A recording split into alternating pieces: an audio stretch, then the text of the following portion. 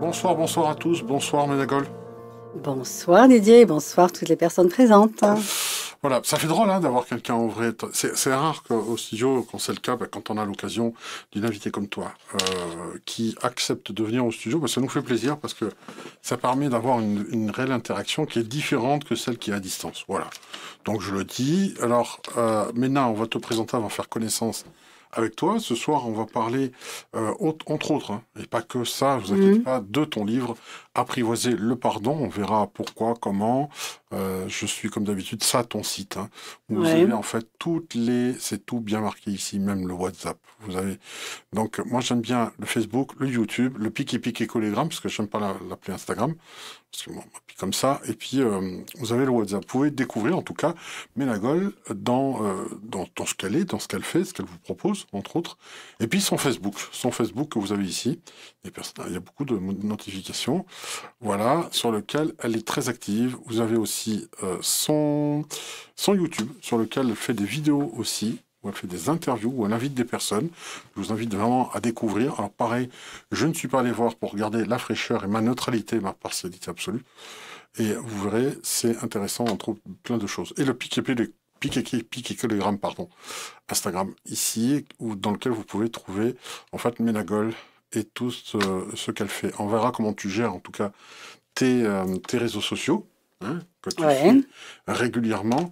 Et j'aimerais le dire, elle a des yeux magnifiques, déjà. Elle est canon. Bon, elle était canon, vraiment. Ah bah, vraiment. J'ai bien fait de venir, franchement, rien que pour ça, je suis détendue, là. Ah, dis donc. Et au téléphone, l'accroche a été sympa. Tout de suite, on a eu cette énergie. Tu es quelqu'un de, comment dire, avec lequel on se fait ami facilement. On te l'a fait remarquer, ça, déjà? Ben oui. C'est vrai? Oui, c'est vrai. Ça a été voulu, ça a été travaillé ou c'est juste un talent naturel? Non, j'essaie de diminuer ça, en fait. C'est vrai? Oui, mais c'est vrai.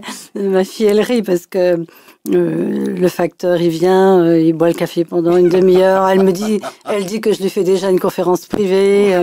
Je rencontre quelqu'un dans banque qui marche, je lui propose aussi un verre. Et je suis comme ça, je dois avoir vraiment des origines très méditerranéennes, tu vois. Oui.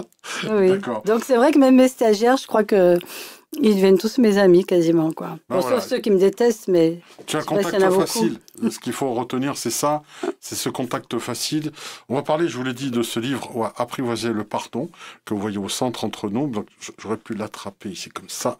En vrai, non, il n'y a pas de souci. Il est disponible sur la boutique dès à présent et on va en parler. Alors dès que j'ai raconté ton histoire, en tout cas le descriptif, le pitch qu'on a, les personnes tout de suite.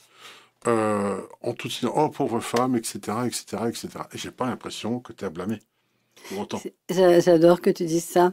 J'ai même entendu des personnes me dire ah bon, mais c'est vous, mais on vous imaginez pas comme ça quand même. Et je suis pas sûre qu'il n'y ait pas un petit ton de reproche dedans. Limite, tu culpabilises. Allez, on essaie de pleurer. Non, ça va. Non, je pense que c'est un sujet vraiment très important, ça. Parce que beaucoup de personnes, quand elles ont vécu des drames ou des chocs, se sentent parfois presque obligées d'adopter un personnage. Mais enfin, ce personnage, je l'ai été pendant plusieurs années. La pauvre femme malheureuse. Bah oui, c'est une posture qui t'était imposée, quoi, quasiment. Non, je pouvais pas faire autrement. J'étais mal. Ce que tu me vois aujourd'hui, c'est sûr, on n'imagine pas quand les gens me voient aujourd'hui, ils disent mais oui, mais faut pas oublier aussi que c'était il y a longtemps. Je sais plus combien d'années, mais plus de 30 ans. Et donc, il y a eu un chemin quand même. Et moi, ce qui m'intéresse, c'est pas tellement de parler du drame, si tu veux. Parce que des drames, il y a des millions de gens qui en ont. Ce que je trouve intéressant, c'est ce que ça oblige à vivre comme parcours. Oui. Que même tu l'as pas choisi. À un moment donné, c'est la découverte de mais quelles sont les possibilités. Et puis tout d'un coup, toi, tu crois que tu vas mourir. D'ailleurs, tout le monde pense que tu vas mourir. J'entends les gens qui disent elle va mourir, elle va devenir folle. Oui, s'en sortira pas. Et oui, mais moi aussi je le pensais, quoi. Et les médecins et tout le monde. Et je crois que justement, il y a un petit côté rebelle chez moi. Qui a dit, mais ils m'enterrent tous, quoi. Que moi, je m'enterre, d'accord, mais tous, ils me laissent aucune chance. Et bizarrement, tu sais, ça m'a aidé. Parce que je me dis, ah bon? Et et au fond de moi, j'avais une espèce de force de vie qui disait, mais ils ont raison, mais en même temps, s'il y avait autre chose. Et c'est là, c'est marrant, hein, parce que c'est les synchronicités, hein, on m'a donné le livre de Martin Gray. Alors toi, tu es peut-être trop jeune pour connaître Martin Gray. Ah non, non, ça ne me parle pas. Non, au nom de tous les miens. Ah, un monsieur là, qui a vécu la destruction de sa famille dans les camps de concentration, oui. qui s'est évadé à 15 ans, hein, sur le toit d'un wagon, qui a réussi à joindre, je ne sais pas comment, les États-Unis, qui se refait une vie, qui gagne bien sa vie, qui se marie, qui a 4 enfants, et hop, il repère toute sa famille dans l'incendie de sa maison dans le sud de la France, et il écrit ce livre incroyable où il parle de la force de vie. Évidemment, eh bien, quelqu'un m'a donné ce livre au moment où je voulais en finir, quoi. Tu vois, Wow. c'est comme quoi la vie, quand même, nous soutient. Et ce livre a été un déclenchement. Je me suis dit, je ne sais pas comment il a fait, franchement. Mais s'il a pu, moi, peut-être que je peux aussi, mais je ne sais pas comment. Je n'avais pas le mode d'emploi. Et c'est ça qui m'intéresse. Parce que le drame, c'est un drame passionnel. Je veux dire, il y a encore plein de faits divers comme ça. Bon, alors là, il faudrait faire un thème que sur l'amour, la passion. Oui. Qu'est-ce que l'amour, tu vois? Parce que là, il y a des choses à dire là-dessus. Et j'en ai beaucoup à dire. Mais concernant donc la transformation, je dirais, de ce drame en quelque chose de beau, ça, je ne pouvais pas l'imaginer à ce moment-là, mais j'étais prête à le tenter parce que quelqu'un avait dit c'est possible. Wow. Et c'est pour ça que j'ai écrit mon livre. Bien, très belle introduction en tout cas. Alors le cheminement, hein, c'est plus le cheminement qui est intéressant que l'aboutissement. On parle toujours de voyage et de profiter en tout cas de voir au travers ce que l'on peut traverser comme beau paysage pour engrammer plutôt que le but lui-même. Là, ici, le corps et l'esprit sont faits pour vivre par défaut et donc trouvent une force comme des lois universelles, comme la gravité, comme beaucoup de choses qui sont physiques ou même philosophiques ou métaphysiques. Et trouver la force, tu as dit le mot tout à l'heure, trouver cette force, comme au nom de tous les miens, excuse-moi, j'ai mangé le nom de Martin Gray. De Martin Gray, voilà. Et donc, c'est vrai que de trouver cette puissance de vie en soi, est-ce qu'elle... lorsqu'elle nous abandonne au moment du drame, est-ce qu'elle est toujours sous-jacente, existante, ou alors elle nous abandonne? Est-ce que tu as senti, en fait, ce réservoir de puissance de vie qui, à un moment donné, t'était comme oblitéré par le drame? Ah, mais c'est grâce à ça. D'accord. C'est grâce au choc abyssal, je dirais, qui m'a plongé au fond du trou, que quelque chose s'est passé. Ce qui est intéressant, c'est que j'ai un recul maintenant pour observer. Quand tu es dedans, tu ne peux pas, tu survis. Voilà. Mais maintenant, avec le recul, je me dis, mais c'est vrai, il s'est passé ce moment noir où je me suis sentie vraiment... j'avais plus envie de vivre, il faut le dire. Enfin, j'avais plus envie de souffrir. Hein. Oui, souvent, les gens qui veulent mourir, c'est pas qu'ils veulent mourir finalement, fondamentalement, c'est qu'ils veulent plus souffrir. Et là, il n'y avait aucune issue à cette souffrance. Il avait fallu que je la traverse. Mais le fait que je m'écroule comme ça, j'ai tout lâché. Le contrôle, le mental, parce que le mental, lui, il ne sait pas comment gérer un truc comme ça. Et donc, en fait, c'est le moment où, comme j'ai tout perdu, j'avais plus rien à perdre. Et c'est ça, pour moi, la magie que j'ai découvert, parce que je ne le savais pas, c'est qu'en lâchant tout, en ne m'accrochant plus, finalement, je me suis abandonnée, j'ai accepté de mourir symboliquement. Je crois que je suis morte, en fait, à un certain niveau. Je suis morte à ce que j'étais. Ben oui, automatiquement. Et dans cette mort, il y a eu un laisser-être total et la vie m'a traversée. Peut-être qu'avant, je ne laissais pas la vie me traverser et que je la contrôlais comme plein de gens, parce qu'on nous apprend ça, je te dirais. On ne nous apprend pas à surfer sur la vague de la vie, sur le flux de l'intuition, etc. Non, on nous apprend à remplir la tête de paroles, de choses à savoir par cœur, à surtout pas remettre en cause. Mais est-ce qu'on nous apprend à vivre? Ça, je crois que non. Et je dis souvent, d'ailleurs, j'ai appris beaucoup de choses dans ma vie, j'ai fait plein de séminaires, mais ma véritable enseignante, c'est la vie. Parce que j'ai appris à travers ce qui me traversait, les théories, j'en avais rien à faire, hein, entre parenthèses. Comment faire son deuil en 4 étapes, tu vois? Ou alors le psy qui me disait oui et encore. Oui. Non, mais c'était de la folie. Ouais.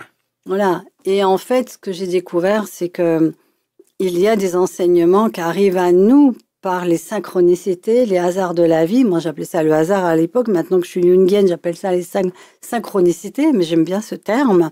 Et qu'il y a toujours, à un moment donné, une guidance. Et cette guidance, elle est arrivée. C'est très intéressant. Quand j'ai eu ce livre en main, je m'en souviens encore, j'avais prévu de mourir le soir même. J'en pouvais plus. Donc, le livre arrive au moment presque pour m'empêcher, quoi. Voilà. Je le lis d'une traite. Je me dis, waouh! Et qu'est-ce qui s'est passé à ce moment-là? Il y a eu un choix. En fait, j'avais rien choisi avant. Pas consciemment, mais j'avais juste envie de mourir et puis j'avais la tête hors de l'eau, tu vois. Et de temps en temps, je buvais la tasse. Ah oui, non, mais c'était de la survie, quoi. Et là, tout d'un coup, il m'était donné la possibilité, par un témoignage vécu, de me réaliser que je pouvais choisir de vivre et non pas de survivre uniquement. Ben oui, et à un moment donné, où tu choisis de vivre ou tu meurs. En fait, c'est ça que je me suis dit. Je me suis dit, mais attends, tu veux mourir, alors meurs. Puis qu'on n'en parle plus, et voilà, tu dégages ta souffrance. Je voulais surtout pas traîner ma souffrance sur la planète. Hein. D'ailleurs, j'ai une citation de Christiane Singer que j'adore. Quand elle a rencontré ce rabbin là, qui avait vécu les camps de concentration et qui a dit cette phrase merveilleuse, « Je ne souhaite qu'une chose ». C'est que le jour où je quitterai cette planète, il n'y aura plus aucune trace de ma souffrance. Oh, c'est beau. Mais c'est merveilleux. Il y en a marre de traîner nos souffrances et puis de faire des souvenirs des souffrances, puis de réactiver la souffrance en nous par les histoires des autres et tout ça. Et tout d'un coup, quand j'ai entendu ça, je l'ai entendu bien après, hein, mais je me suis dit, mais c'est tellement ça. Je ne veux pas quitter cette terre sans avoir retrouvé ma joie de vivre, mon bonheur, parce que quelque part, c'est déjà en moi, je le sais, je le sentais, je savais que c'était là, mais c'était caché sous les couches de douleur, de jugement, de culpabilité, enfin, t'imagines tout ça. Et ce livre m'a donné la possibilité de faire un choix. D'ailleurs, ça fait partie de mon enseignement de parler du choix. C'est intéressant quand même. Et ça a commencé comme ça. Je choisis de vivre. Je me suis mise devant mon miroir et je dis, Mina, où tu choisis de vivre, où tu choisis de mourir, mais t'es pas entre deux. T'es pas entre deux. Je pouvais pas être une zombie qui rase les murs, c'était pas possible. Et à ce moment-là, il y a eu un vrai choix. Je choisis de vivre. D'ailleurs, c'était le titre de mon livre. C'était pas Apprivoiser le pardon. Apprivoiser le pardon, c'est la maison d'édition qui l'a mis. Sur le moment, j'ai pas très bien compris. Maintenant, j'ai compris. Mais sur le moment, je me dis pourquoi pardon, c'est un chapitre enfin c'est un petit chapitre. Mais parce qu'effectivement, moi j'avais mis le choix de vivre parce que c'est de là que tout est parti. À partir du moment où il y a un choix, il y a eu une vibration envoyée dans l'univers. Et maintenant, je le sais maintenant. À l'époque, je le savais pas parce que j'étais pas encore dans cette prise de conscience que le monde est vibratoire et que nous créons. Et que nous attirons aussi les choses à travers nos vibrations. Je l'ai très vite su, et c'est ça qui m'a permis de faire mon chemin, ceci dit. Mais il est clair que à partir du moment où il y a un choix, il y a une vibration qui monte, c'est je choisis de vivre, et qu'est-ce qui s'est passé à ce moment-là? C'est comme si tout autour de moi, j'étais cartésienne à l'époque, athée, hein, mais c'est comme si tout autour de moi, tout concourait à venir me soutenir dans ce choix. Alors ça, oui, j'aimerais bien qu'on en parle parce que j'ai noté pendant que tu parlais de l'aide terrestre, un peu aide-toi, le ciel t'aidera, c'est-à-dire déjà de couper la tête, le mental. Hein, ah oui, c'est clair. Et derrière, l'aide céleste qui est arrivée. Donc là, tu en parlais, ce point de pivot où, parce que tu as fait ce qu'il fallait pour accueillir, pour le lâcher prise. Oui. Voilà. Et puis d'accueillir aussi la souffrance, d'oser me rouler dedans. Pas forcément, et devoir, mais je savais qu'il y avait un seuil où je pouvais plus. Oui, la douleur étant trop intense, oui, bien sûr. Ouais. Et donc, cette aide céleste, tu la sens? Est-ce que tu pensais que c'était... Est-ce que tu pensais, en tant que cartésienne, tu l'as précisé, de te dire, voilà, là, ce sont mes aïeux, ceux qui sont partis avant moi, qui me soutiennent? Ah, je n'ai même pas pensé à tout ça. Ah oui. Peut-être, c'était eux, finalement. Tiens, tu viens de me dire un truc que je n'avais même jamais pensé. Non, je suis pas trop là-dedans, en fait. Ok. Quoique je viens d'écouter un peu Thich Nhat Hanh, là où il parle vraiment des aïeux, de cette importance de les reconnaître, de les honorer. Je crois que j'ai rien pensé à rien, c'est-à-dire que j'ai suivi ce qui venait sans me poser de questions en réalité. C'est-à-dire que j'étais dans cette démarche intérieure, j'ai plus rien à perdre, je m'en fous de tout ce que je crois, de tout ce que je crois pas, je m'en fous des jugements des gens. Et c'est pour ça que je parle du je m'en foutisme divin, mais Oui, on va en parler aussi. mais c'est intéressant de s'en foutre à un certain niveau, bien sûr. Ça veut pas dire qu'on devient dur et qu'on déteste les autres, c'est pas ça. C'est Mais pas l'anarchie. non, non, bien sûr que non. Puis c'est pas ne pas aimer, c'est l'inverse d'ailleurs, c'est l'inverse. Mais quelque part, quand tu as vécu qu'il n'y a plus rien qui peut t'arriver de pire, qu'est-ce que tu veux qu'il t'arrive, tu comprends? Il y avait un bénéfice secondaire qui était qu'est-ce que tu veux qui t'arrive de pire que ce que tu viens de vivre? Et moi, quand je travaillais à l'hôpital, je me souviens, je travaillais encore à l'hôpital à ce moment-là comme infirmière, et je voulais surtout pas être là à Noël, parce que Noël, attends, c'est horrible. Et je me souviens, j'avais été voir l'infirmière chef et je lui avais dit, je veux prendre des congés pour Noël. Ah non, madame, c'est pas possible. Je dis, comment ça, c'est pas possible? C'est possible, c'est ce que je vais faire. Comment vous me parlez comme ça? Vous allez voir les sanctions. Mais je dis, ma pauvre dame, qu'est-ce que vous voulez me faire de plus que ce qui m'est arrivé, quoi? Ouais. Mais franchement, vous pouvez me dire ce que vous voulez. Mais il y a un moment donné, quand tu es dans ce truc de paroxystique, tu t'en fous, quoi, de ce que l'autre veut te dire. Tu vois, tu étais poussé par cette force intérieure Je de dirais même vie. plus, il y a une forme de sagesse, parce que beaucoup de personnes vont te dire que finalement, se faire du sang d'encre pour pas grand-chose, parce que ton chef, ton supérieur, ne te fournit pas les vacances quand tu veux, ça nous pourrit finalement la vie, tout ça. Ah ben c'est clair. Et quand tu te débarrasses de tout ça, la toxicité part, parce que tu en avais trop, il y avait un ras-le-bol. Là. Ben ouais. La moindre pensée toxique était insupportable. Donc, quelque part, ça t'a donné une liberté. Tu as Exactement. pris ta liberté. Ah ben là, c'est clair que j'avais la liberté, il y avait la souffrance horrible et la liberté. Et alors, bien sûr, cette liberté chérie que j'avais toujours voulu, et c'est une façon, d'une certaine façon, j'avais voulu être libre, libre d'une relation toxique. Donc, je l'avais, ma liberté, sauf que j'avais pas prévu que cette liberté serait une amputation de mes enfants. Oui. Et ça, c'était quand même le gros truc, le gros truc. C'est ça, c'était énorme. Et je comprends qu'on puisse dire, mais c'est pas possible de s'en sortir parce que moi, un jour, j'ai relu mon livre, puis je dis, mais comment elle a fait? Je parlais de moi. Non, Tu t'es mais vu à la troisième personne. tout d'un coup, j'avais pris un recul et moi-même, je souhaite à personne, hein, franchement, de vivre ça. C'est vraiment terrible. Et en même temps, j'ai tellement appris parce que j'ai été obligée. Et tu sais pourquoi je l'ai fait quand même, je tiens à le préciser. Pour moi, derrière tout ça, il y a l'amour. Et l'amour m'a foutu par terre un nombre de fois incalculable, mais est-ce que c'est vraiment l'amour? Ce que je croyais de l'amour. Mais il y a un autre amour, celui que j'avais pour mes enfants. Il m'a donné une force incroyable. Je sens toujours qu'à ce moment-là, il y a ma voix qui tremble. Mais il m'a donné une force incroyable parce que je me suis dit, je ne veux pas, si je meurs, mes enfants seront morts pour rien. Et ça, c'était pas possible. Oui, il fallait qu'il y ait un sens. Si je mourais, si je mourais, ça voulait dire qu'ils mourraient une deuxième fois. Et je me souviens de cette psychanalyste amie merveilleuse qui m'avait accueilli mon chagrin parce que c'était pas facile. Quand le chagrin est là, les gens fuient, les gens ne veulent pas, n'ont peur. Moi, j'avais peur de faire du mal aux autres. Et elle m'a accueilli. Ils se sentent impuissants. Surtout. Ils se sentent impuissants, puis c'est difficile, ça leur fait remonter plein de choses aussi. Et elle m'avait laissé vraiment pleurer tout mon saoul dans son cabinet.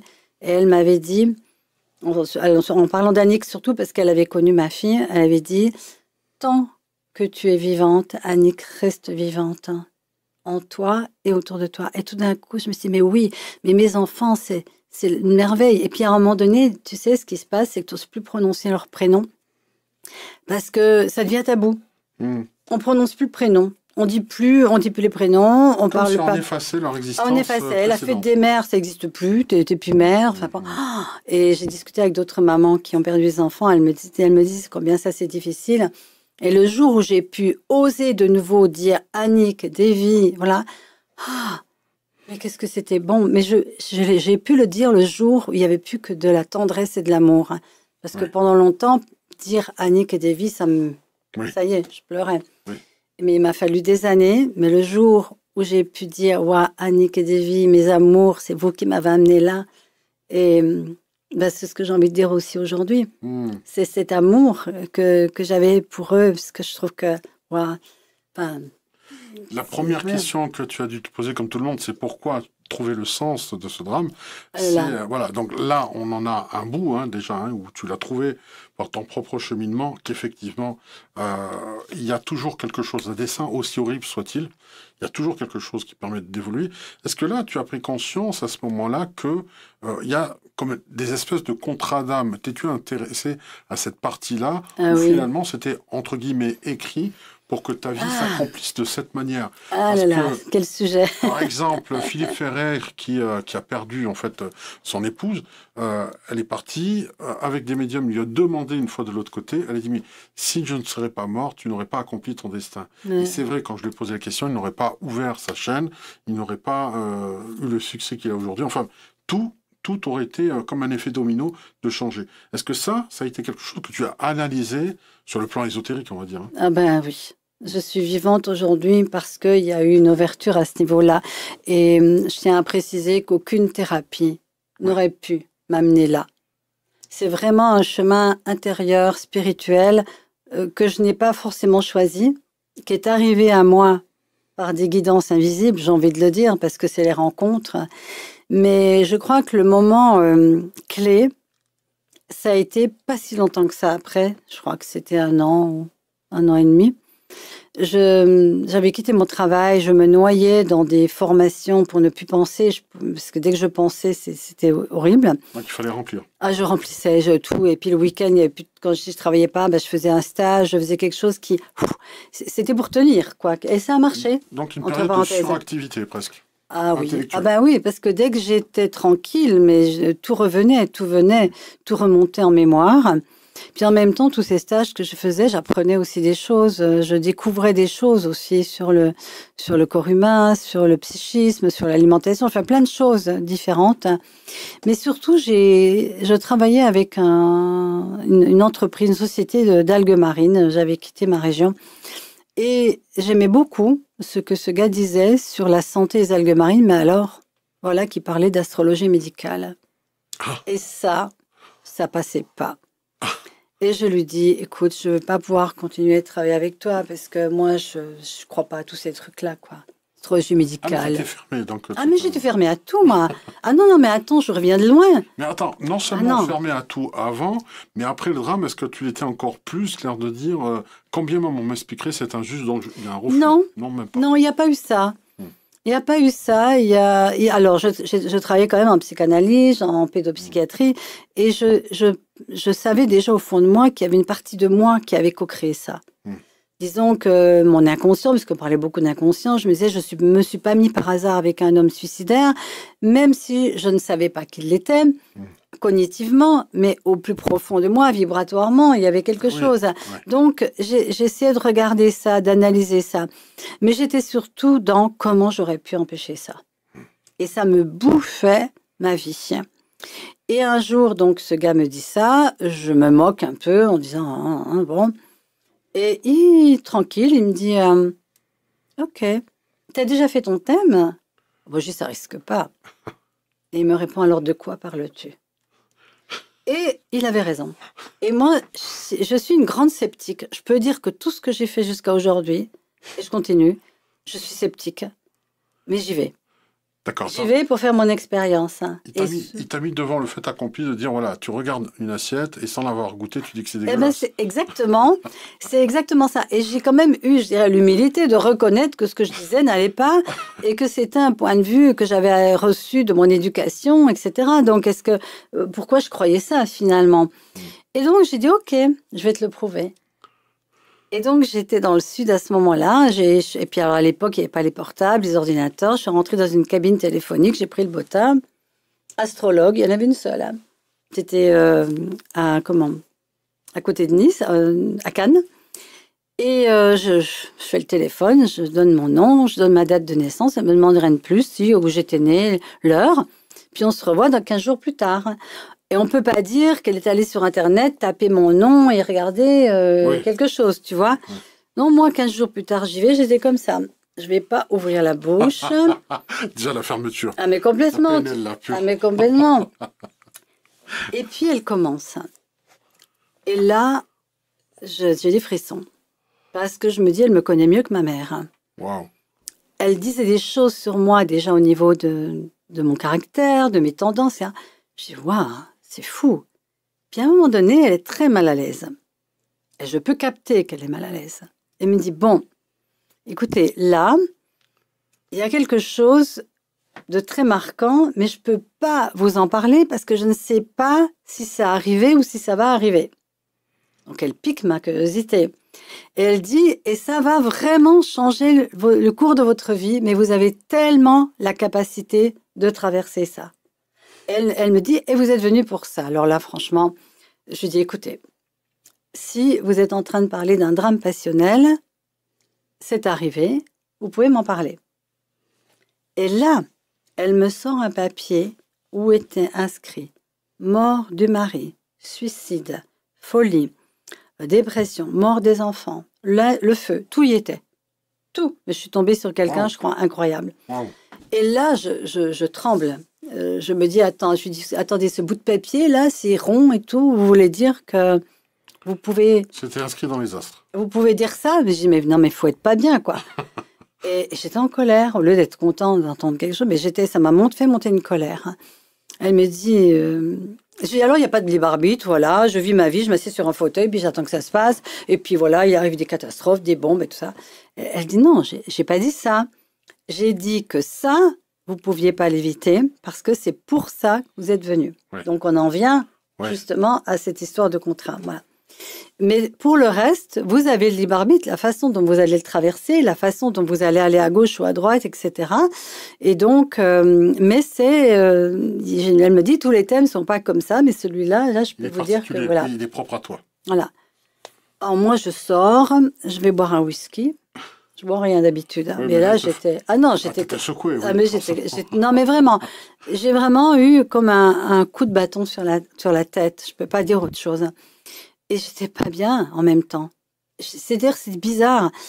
J'étais bien et pas bien parce que tout d'un coup, elle me disait que je pouvais pas l'empêcher. Et ça, c'était quelque chose qui correspondait à un problème chez moi qui était la culpabilité de ne pas avoir pu faire quelque chose. Oui, mais là, elle t'assurait que finalement, c'était pas possible autrement. Alors, je suis revenue la voir. Je lui ai dit, écoutez, excusez-moi, j'ai été un petit peu... Hein.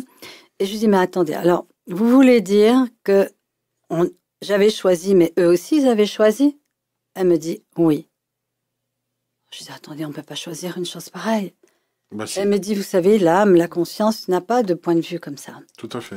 On vient, on sait déjà le temps qu'on va venir, etc. Et au moins, quand même, c'était nouveau. Là, maintenant, pour moi, c'est une évidence, maintenant. Oui. C'est une évidence. Là, ça fait beaucoup à digérer d'un coup. Hein. Ah, mais non, mais là, Le concept que tu aies choisi cette vie-là, que tes enfants, ton mari... Enfin, ça a été quelque chose, on trouve une réunion familiale céleste. On dit, bon, on va faire comme ça, ça. C'est fou. Et puis, ça ôte beaucoup de jugements aussi, et puis même relatif, quoi, sur tout ce qui se passe sur la planète, même en ce moment, si tu veux. Et si tout était des contrats, même les terroristes, tu comprends, on ne peut plus voir la même chose que aux infos de 20h, quoi. Non. D'accord ? Je ne peux plus le voir de cette façon-là. Voilà. Et donc, bon, c'est déjà un choc, je le digère, et puis je continue mon chemin, et toujours des rencontres, des synchronicités, et un médecin homéopathe que je rencontre pour des problèmes de santé, je ne sais plus ce que j'avais, mal à la tête ou autre, et il me dit, de me poser des questions, et il me dit, mais pourquoi vous n'allez pas voir cette personne? C'est une médium qui voit les, comment il a dit? Les désincarnés. Ah. Alors déjà, ça me faisait bizarre. Désincarné, ça me faisait penser, tu sais, quand on est désincarcéré, toi, oui. Et je dis, ah bon, elle voit les désincarnés, ça veut dire quoi? Il me dit, les personnes qui ont quitté leur corps. D'accord. Alors ça, c'est des termes qui étaient nouveaux pour moi quand même. Il me dit, voilà, je vous donne les coordonnées. Moi, je dis, ça va pas, je vais pas aller là, quoi. Et puis une semaine après, je téléphonais. Parce que la curiosité a été un moteur énorme dans ma vie d'aller plus loin. J'étais prête à remettre en cause aussi tout ce qui avait construit mon univers aussi. Ah, il y a ce qui a fait quand même que les gens autour de moi ont eu peur. Hein. Dans ma famille, même il y en a qui pensaient que j'étais peut-être rentrée dans une secte. C'était bizarre, ma façon de penser. Je pensais plus pareil. Hein. Ah ben oui. Elle s'interroge sur des choses pas normales. C'est le choc. Et puis les psychiatres, ils disaient à peu près la même chose. Hein. Voilà. Et donc, heureusement que je ne me laisse pas trop influencer quand même. Et puis que j'en avais rien à foutre. Voilà. Rien ne pouvait... Tu as retrouvé ta propre souveraineté à ce moment-là. Ah, mais pas encore totalement, je dois le dire quand même. Mais ça a été le début. Ça a été le début. De toute façon, ça ne sera plus jamais comme avant. Et j'ai rien à perdre d'aller essayer là. D'ailleurs, après, ça s'est plus stoppé. Et donc, je vais voir cette fameuse médium. J'avais pas passé la porte qu'elle me dit. Alors, elle me regardait bizarrement. Je me dis, elle louche. En fait, elle voyait mon aura. Bon, moi, l'aura, je savais pas ce que c'était à l'époque, d'accord. Puis elle me regardait bizarrement. Puis elle dit, oh là là, qu'est-ce que ça a dû être dur. Mais je dis, quoi?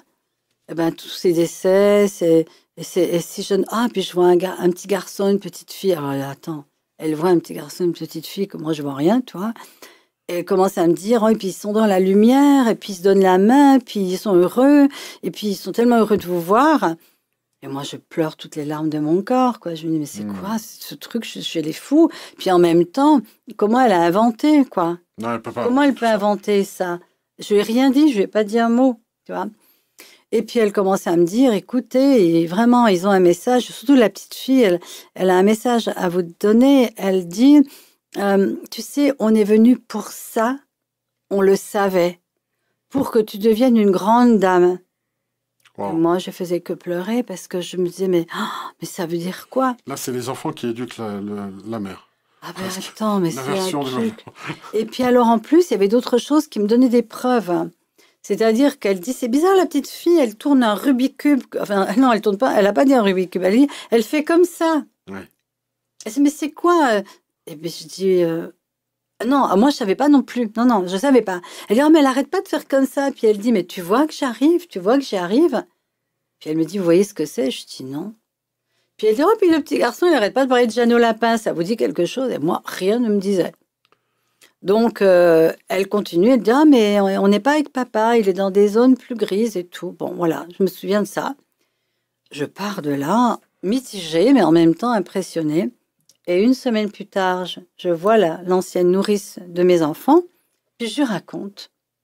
Puis je dis, tu vois, ce truc-là, elle me dit, bah, c'est le Rubik's Cube. Ah. Annick, elle jouait toujours avec, elle disait toujours, mais j'y arrive pas. Moi, je dis, bah, tu vois, maintenant, elle y arrive. Hein. Et puis après, elle me dit, ah, mais Jeannot Lapin. Mais bien sûr, Jeannot Lapin, toutes les siestes, on racontait l'histoire de Jeannot Lapin à Davy, et il avait même une peluche, rien que pour ici, qui s'appelait Jeannot Lapin. Alors là, ça a été énorme pour moi. C'est fou, hein, j'ai un frère qui s'appelle Davy, c'est pas un prénom commun. Ah non, c'est pas un prénom commun du tout. Clair. Ouais. Clair. Et donc, tu vois, entre l'astrologie et la médium, et puis autre chose, j'étais dans une église, je me souviens une fois, je ne sais même plus pourquoi, et je sentais qu'on me touchait les cheveux. Je me retourne, il n'y a personne. Et je continue de sentir qu'on me touche les cheveux, puis je me dis, non, mais tu as des hallucinations. Et j'ai mis ça de côté, et peu de temps après, j'ai lu le livre de, comment elle s'appelait, Malby, tu sais, la dernière compagne de Jacques Brel, Madi Balmy, ou un truc comme ça. Enfin bon. Et dans le livre, elle raconte qu'après le décès de Jacques Brel, elle sentait un souffle dans ses cheveux. Elle racontait exactement ce que j'avais vécu. Wow. Et là, ça a été le début de tout un cheminement de voyage, où je suis partie en Égypte aussi. Je sais pourquoi, parce que le thème, c'était mourir pour renaître. En plus. Ben, je me suis dit, je vais aller mourir. Et si je renais, on verra bien. Et donc, ça a été tout un voyage initiatique. Je n'avais jamais fait ça de ma vie. Et ça a été comme ça tout le temps. C'est-à-dire que les 7 premières années, ça a été de m'ouvrir à des réalités qui étaient inconcevables avant. C'est pour ça que je dis souvent, la femme que j'étais à ce moment-là, elle est morte. Pour donner naissance à quelqu'un qui enfin acceptait de s'ouvrir à l'irrationnel. Et comme tu as dit, Annick, pour devenir une grande dame. C'est ce qu'elle disait. Je retiens ça. Je retiens ça. On souhaite l'anniversaire à Soline. Soline qu'on a rencontrée hier en réel, elle est venue au magasin, on l'a ouvert exceptionnellement en comité privé. On n'avait pas pu nous rendre visite pour le vin à l'inauguration. Bon anniversaire à notre Soline, et puis j'ai toujours la noix de coco. Voilà, parce qu'elle adore les noix de coco, Soline, voilà, au passage. Bien. Voilà, et très sympathique, on a pu converser avec elle, refaire le monde, on s'est régalé, on a passé un très très bon moment. Voilà, c'était juste une petite digression, un petit coucou que je voulais faire, et puis on va revenir. Alors moi, ce qui transparaît tout de suite, c'est que tu as vécu pendant ces années deux choses simultanées, on va dire, à la transition, on parle de transition énergétique, mais toi, pour le coup, ça a été la transition ésotérique. Il y a eu la transition ésotérique, mais surtout, tout se passe avec violence et de manière avec une spontanéité par paquet. Je veux dire, la vie, il y a ce mode opératoire que je vois de manière répétitive, ce schéma de dire que tout est violent et soudain chez toi, à chaque fois. Donc, autant le drame, mais autant la découverte de cet autre monde. C'est-à-dire que cet astrologue te tombe dessus, la médium aussi te donne autant de choses. À chaque fois, c'est gros et c'est par paquet. Il y a beaucoup. Mais on ne peut pas dire que c'est violent quand même. Ah bah, prendre toutes ces choses-là comme ça, dire qu'il y a... c'est massif, on va dire. C'est ça. Mais je ne l'ai pas vécu comme de la violence. Je l'ai vécu comme... j'étais abasourdie, en fait. J'étais... Waouh, mais c'est quoi tout ça? Tu vois? Mais je n'y ai pas résisté. Je l'ai accueilli en ne comprenant rien, c'est clair, mais en me disant peut-être qu'il y a des choses que je ne comprends pas, que je ne sais pas, et qui existent. Et à ce moment-là, je me suis jetée dans la lecture de tout. Je me rappelle, mon premier livre, c'était... Un de mes premiers livres, c'était Le souffle de l'aurore de Odette Pacta-Didier. Oui. Et en fait, là, j'ai commencé à découvrir des notions sur l'âme, sur la réincarnation. Moi, j'avais un copain qui croyait à la réincarnation. Je disais, mais il est fou. Évidemment, je ne pouvais pas m'intéresser à ça. Et là, tout d'un coup, je commençais à lire des livres sur l'Inde, le bouddhisme, et tout d'un coup, je découvrais un autre univers. Et là, une porte s'est vraiment grande ouverte, où j'ai toujours gardé mon scepticisme pour ne pas être embarquée par des trucs. Pas croire n'importe quoi non plus. Voilà, non, mais j'ai toujours gardé ça. Je pense que c'était un bon garde-fou chez moi. Parce qu'il y a quand même, il y a quand même beaucoup de choses un peu des fois étranges, mais j'ai eu une chance extraordinaire, c'est que j'ai vraiment rencontré des personnes fantastiques. J'ai pas perdu de temps avec des gens qui m'amenaient dans des directions qui n'étaient pas très saines. Il m'est arrivé vraiment des magnifiques rencontres et très vite, en lisant des livres, j'ai compris très rapidement que ce monde était vibratoire. Oui. Et que donc, c'est nos vibrations qui créent la réalité. Et donc, ma question était, attends, si je reste dans ma vibration de souffrance, je vais continuer de créer ça. Non, merci, ça va pas. Ce qui fait que je faisais tout pour, de temps en temps, avoir des sas. Alors, j'allais écouter des chants, j'adorais les chants grégoriens. J'allais dans des églises, moi, qui n'étaient pas... particulièrement chrétienne, voilà. Mais je sentais des choses merveilleuses, je me sentais m'élever. Peu à peu, donc, je me suis intéressée à d'autres philosophies. Et donc, je faisais de la sophro. Enfin, je faisais tout ce que je pouvais pour ne pas me noyer dans les choses négatives, finalement, sans les refouler non plus. C'est-à-dire que j'accueillais en même temps. Et en fait, sans m'en rendre compte, de seconde en seconde, d'heure en heure, de mois en mois et d'année en année, il s'est opéré une guérison, mais qui n'était pas une guérison celle qu'on lit dans les livres, parce que pour moi, je n'adhère pas à tout ce que je lis sur le deuil. Le deuil, voilà. Et puis aussi, on ne se remet jamais. Moi, j'ai entendu souvent, on ne se remet jamais du deuil d'enfant. Évidemment, c'est ce que je pensais aussi. Et puis, c'est ce que beaucoup de personnes pensent. Oui. Mais on ne se remet pas. On se transforme. C'est vrai. C'est une mort-renaissance. Ce deuil, quand il est digéré, quand il est complètement accueilli, quand il n'est pas refoulé, quand il n'est pas interprété, et le vieux karma et tous les machins, quand on n'y met pas d'étiquette, si on va dedans, et qu'en même temps, moi, je découvrais la force de la prière. Oui. Donc, quand j'en pouvais plus, je priais, je sais pas qui, mais il y avait une partie de moi qui savait qu'il y avait quelque chose de plus grand. Et dans ces moments-là, j'avais l'impression qu'on me soulevait et puis qu'on me relevait. Et à ce moment-là, j'ai saisi vraiment que la force qui me guidait me me permettait de me relever, c'était pas la compréhension intellectuelle de mes histoires, c'était vraiment de trouver une autre, une autre vision, une autre source que de ce monde, et de comprendre que si ce monde il est vibratoire, c'est donc qu'il y a une source vibratoire qui est là et dans laquelle je peux me remettre et qui me guide et qui me soutient. Et c'est ce que j'appelle l'intuition, évidemment. Et que chaque fois que j'avais une intuition pour aller à gauche ou à droite, il s'avérait que c'était hyper bénéfique pour moi. Je n'ai jamais fait de choix par le mental. Je ne me suis jamais dit, il faut que je fasse des stages. Il y a des gens un jour qui me disent, mais comment ça se fait que tu as fait autant de thérapie? Peur de dire, moi, je dis, j'ai fait ce qui est venu à moi. Oui, Comment ça se fait que tu as tant de voyages? J'ai fait ce qui est venu à moi. Et j'ai dit oui. J'ai dit oui. Et je dis oui à tout. J'ai dit oui à tout, sauf là où je sentais qu'il fallait pas dire oui. Hein. Mais sans savoir là où ça m'amènerait. Parce que tu peux pas le savoir.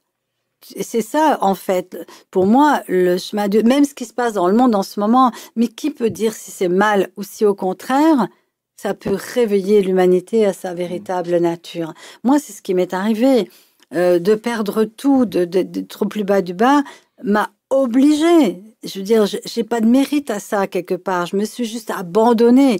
Je veux dire, et j'ai été soulevée par des ailes invisibles qui m'ont emmenée là. Et mon seul, je dirais, ma seule valeur là-dedans, c'est de dire oui. J'ai dit oui parce que je voulais pas que mes enfants soient morts pour rien. Et j'étais prête à tout expérimenter pour ça. Et je dis merci aujourd'hui, merci, merci, merci, quoi.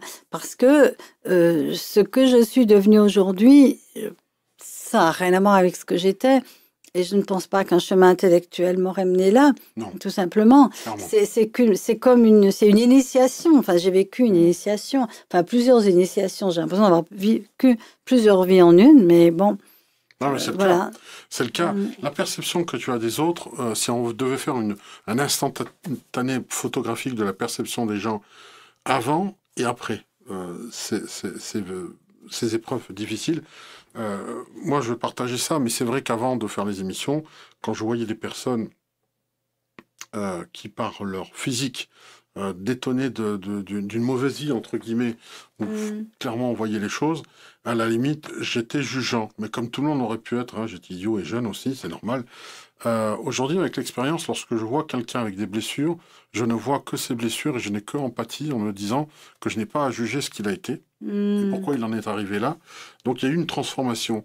Est-ce que tu te souviens comment tu percevais les gens, comment tu pouvais, à un moment donné, vouloir presque être voilà, l'agence matrimoniale qui va résoudre tous les problèmes, et ensuite, après, qu'est-ce qu'il y a aujourd'hui, lorsque tu perçois les gens en souffrance, que se passe-t-il dans ta tête, dans ton esprit, comparativement à avant? Alors, bon, j'ai de l'empathie, évidemment. La souffrance des autres ne me fait pas plaisir, mais je ne m'identifie pas. C'est ça la différence. J'ai appris, mon chemin m'a amené vraiment, et tout mon chemin spirituel aussi, parce qu'à un moment donné, j'ai vraiment suivi des enseignements spirituels, m'a appris à observer et ne pas à m'identifier à toutes les souffrances du monde. Parce que qu'est-ce qui se passe quand on s'identifie à toutes les souffrances du monde? On en rajoute une couche vibratoirement. Voilà. Et d'ailleurs, c'est ce qui se passe en ce moment. Je dis toujours, arrêtez, si vous voulez changer le monde, n'écoutez plus les infos. Parce que même si vous avez du recul, et puis en plus, les visions qu'on nous montre, mais c'est vraiment fait pour attiser en nous l'horreur, la révolte, la souffrance. Et moi, j'ai une question, à quoi ça sert? Alors parfois, les gens se sentent bons parce qu'ils pleurent avec les autres. Et pour moi, au jour d'aujourd'hui, la vraie bonté, c'est d'être présent. Oui. C'est d'être dans la présence et de demander à la source, l'univers, est-ce que j'ai à contribuer là? Et si j'ai à contribuer, qu'est-ce que c'est? C'est-à-dire que je ne vais plus réagir, parce que j'ai été comme ça, hein, j'ai pas fait infirmière pour rien. Je voulais sauver le monde, évidemment. Et je me suis rendu compte que je n'ai sauvé personne, ni ma mère, ni mon père, qui était mort d'ailleurs aussi avant, ni mes enfants, ni leur père, enfin voilà. Et ça m'a vraiment mis devant ce constat qu'on ne peut pas empêcher agir sur le destin des autres. Par contre, ce que je peux, c'est être suffisamment présente dans ce que je suis et suffisamment heureuse parce que si j'arrive, moi, à créer le bonheur, l'amour de moi, l'estime de moi, ne plus attendre que les autres me sauvent, ne plus être frustrée si les gens ne sont pas gentils avec moi, etc. Là, je suis en train de changer le monde. Et c'est là où j'en suis aujourd'hui. Wow. Alors, c'est vrai que il peut y avoir des parents qui perdent aussi leur enfant, et à un moment donné, cette souffrance par laquelle tu es passé est tellement douloureuse qu'on veut en finir. Voilà. Oui, bien sûr. Ou alors, s'ils ils perçoivent en toi une aide providentielle en disant, voilà, elle a mis des années à découvrir ce qu'elle a, moi, il faut que ça aille plus vite parce que sinon je ne tiendrai pas. Je vais appeler cette dame ou je vais lire son livre et demander conseil pour être, entre guillemets, un coaching. Tu parlais tout à l'heure de deuil, le deuil en 4 étapes, peut-être tu n'aimes pas, mais là, avoir quelqu'un qui a vécu spécifiquement cela, est-ce que tous les parents qui ont perdu leur enfant sont forcément avec la même douleur? Est-ce que c'est archétypal ou elle est propre à chacun? Le cheminement de la résolution, de l'acceptation, de l'alchimisation de ce drame, cette renaissance, de renaître tel un phénix, est propre à chacun, ou le cheminement a des archétypes à peu près similaires pour toi? Ah, moi, c'est difficile pour moi de répondre pour les autres en réalité, mais j'ai rencontré beaucoup de personnes qui ont perdu des enfants. J'ai participé à des associations d'aide au deuil. Enfin, il y a eu beaucoup de choses tout autour de ça. Donc, tu as fait profiter de tes recherches. En fait, c'est pour ça que j'ai écrit mon livre. En réalité, j'avais pas prévu, mais je suis allée un jour remercier Martin Gray. Dieu soit loué, il était encore vivant. Et je lui ai dit, il m'a super accueilli, je lui ai dit, écoutez, je viens juste vous dire merci. Et il m'a dit, j'accueille votre merci, mais ce que je vous demande, c'est un jour, vous aussi, écrivez et témoignez. Et moi, à cette époque-là, je voyais vraiment pas qu'est-ce que j'allais témoigner. J'étais qu'au début, et je lui ai répondu poliment, bon, ben, si un jour je suis comme vous, je trouve cette force de vie, je vous promets, je témoignerai.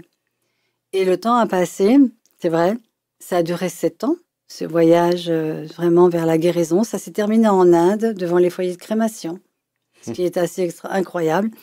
Et quand j'ai vu les corps brûlés, là, j'ai compris que ce qui brûlait, c'était juste une enveloppe, une carcasse. Oui. Il y a eu quelque chose d'énorme qui m'est tombé dessus. Et à ce moment-là, j'ai regardé le chemin parcouru et j'avais plus que de la gratitude et de l'amour. Et c'est là que j'ai dit, le pardon, c'est le don qu'on reçoit quand on sait qu'il n'y a rien à pardonner. C'est pour ça que la maison d'édition a mis ce titre. Mais donc, je suis rentrée chez moi et j'ai dit, maintenant j'écris, maintenant je témoigne. Et c'est pour ça que c'était important que Martin Gray fasse la préface, quoi, parce que voilà. Et le fait d'écrire m'a permis de continuer de transformer les émotions qui étaient peut-être encore bloquées. Et puis en même temps, c'est là que je me suis rendu compte, à la suite de la parution, donc aux éditions Amrita au départ, c'était Anne et Daniel Meroy-Gévaudan au départ. Et bien tout de suite, ils m'ont foutu sur la scène, ils m'ont mis dans un congrès, ils m'ont fait faire un séminaire. Et moi, j'avais jamais fait ça de ma vie. Je me suis dit, mais ils sont fous, mais comment je vais faire? Et en fait, je me suis contentée d'ouvrir la bouche. Et à partir de là, j'ai su que c'était ça, en fait. Que quelque part, la guidance que j'avais reçue, elle continuait par ma bouche. Et c'est là que j'ai reçu des messages de personnes qui m'ont remercié par rapport au livre. Et c'est là que j'ai compris qu'il y a des schémas quand même similaires. Beaucoup de mamans, surtout des mamans, qui m'ont contacté, qui avaient vécu aussi un décès, des fois dans des conditions très dramatiques aussi. Hein. Je me suis dit, oh là là, c'est vraiment pas unique, hein, mon histoire. Hein. Eh bien, beaucoup de mamans m'ont remercié parce qu'elles disaient, vous avez dit, moi, je me sens bien maintenant. Ça a été horrible, mais j'ose pas le dire parce que je suis jugée, parce que cela. C'est-à-dire qu'on accueille beaucoup mieux qu'on soit dans la douleur toute notre vie et qu'on soit une pauvre femme rabougrie en noir et puis on dit, oh la pauvre. Bon, c'est sûr qu'il y a des bénéfices secondaires. Hein. Si je suis la pauvre, si je suis la pauvre, tout le monde va être sympa avec moi. Hein. On va dire, oh la pauvre avec ce qu'elle a vécu quand même. Mais maintenant, les gens peuvent pas dire ça parce que je suis pas comme ça. Et il y en a plutôt qui, dis donc. Elle s'est vite remise. Oui. Ou alors, j'ai entendu, il faudrait peut-être te remettre. Non, mais j'ai tout entendu, quoi. Et tout le monde entend tout. Les gens entendent. Toutes les phases, ouais. Oui. Et en fait, la force, c'est d'aller au-delà des jugements. Le chien aboie, la caravane passe, c'est mon leitmotiv. Les gens, on ne peut pas les empêcher d'aboyer, de dire des choses, parce que c'est comme ça, c'est de la projection. Personne n'a pas vécu ta vie à ta place. Mais non, mais c'est la projection. Et en fait, moi, je ne suis pas là pour prouver quoi que ce soit. Mais par contre, quand ma vie permet à certaines personnes de se dire, comme moi, je m'étais dit, ah oui, c'est possible, ben moi, je suis contente parce que ça y est, elles aussi, elles font leur choix. Elles font leur choix de vivre et d'être heureuses. Et quand j'ai des témoignages de gens qui me disent c'est grâce à ce témoignage que je suis là aujourd'hui, j'ai dit merci Martha Gray aussi. Et quand le livre a été épuisé, à un moment donné, je voulais plus qu'il soit réédité. Je me suis dit maintenant c'est le moment du deuxième. Et c'est à ce moment-là que les éditions Très Daniel, donc à travers le courrier du livre, m'ont entendu à une conférence et ont vu que j'avais écrit un livre. Et ils m'ont dit on voudrait bien le rééditer. Moi je dis non, c'est fini, c'est le passé, on parle d'autre chose. Non, parce que votre témoignage, il est universel. Exact. Ça n'a pas de temps, ça n'a pas d'âge.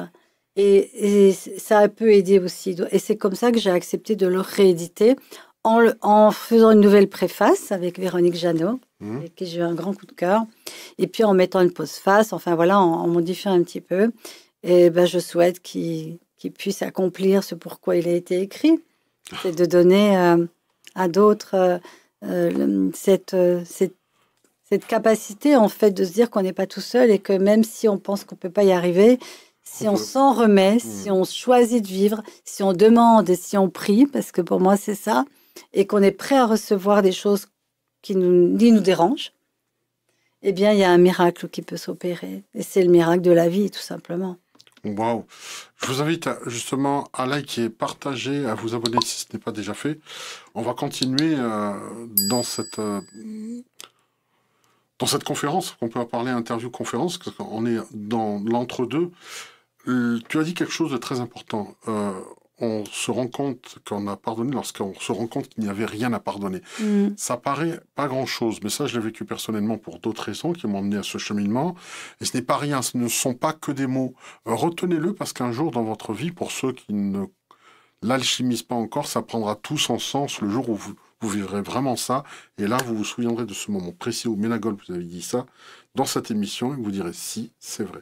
On se rend compte qu'on a tout pardonné quand on se rend compte qu'il n'y a rien à pardonner. Quelquefois, on peut avoir une haine qui paraît disproportionnée ou contre quelqu'un, et finalement, quand on réfléchit les raisons pourquoi, on ne se souvient même plus de la période, du moment, le mot en trop qui a été dit, et on se dit, oui, en fait...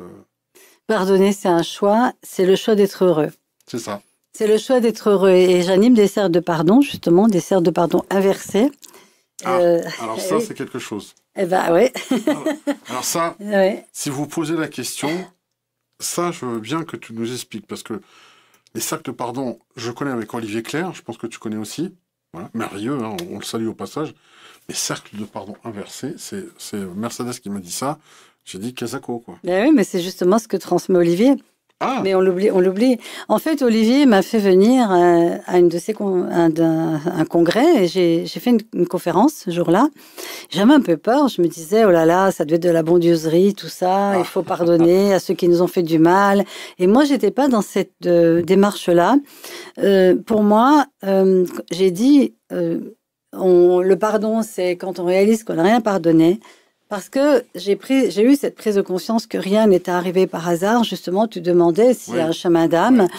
Un jour, j'ai fait un rituel, justement, parce que j'avais jamais pu le faire au moment de l'enterrement et tout ça. C'était horrible. Et où j'avais les photos de mon mari et de mes 2 enfants. Et je savais pas ce que j'allais dire. Mais je leur parlais. J'ai fait ce que je n'avais jamais pu faire. Pour mes enfants, ça a été facile parce qu'il n'y avait que de l'amour et je le savais. Mais quand est arrivé le moment où je me suis mis devant leur père, je suis restée en silence parce que je ne savais pas ce qui allait se passer. Et tout d'un coup, j'ai senti en moi quelque chose qu'on ne peut pas expliquer, que beaucoup de gens ne peuvent pas comprendre, mais j'ai senti de l'amour. Et je n'ai fait que pleurer. Je ne faisais que pleurer. Et à un moment donné, de ma bouche sont sortis ces mots. On l'avait choisi. Je ne comprenais même pas comment j'avais pu dire ça. Et une médium qui était dans la salle a dit j'ai un message à te donner. Robert me dit, enfin, tu te souviens. Et là, ça a été pour moi, mais waouh, c'était incroyable quoi, ce qui s'est passé. Et il faut vraiment lire l'histoire de la petite âme de Donald Walsh.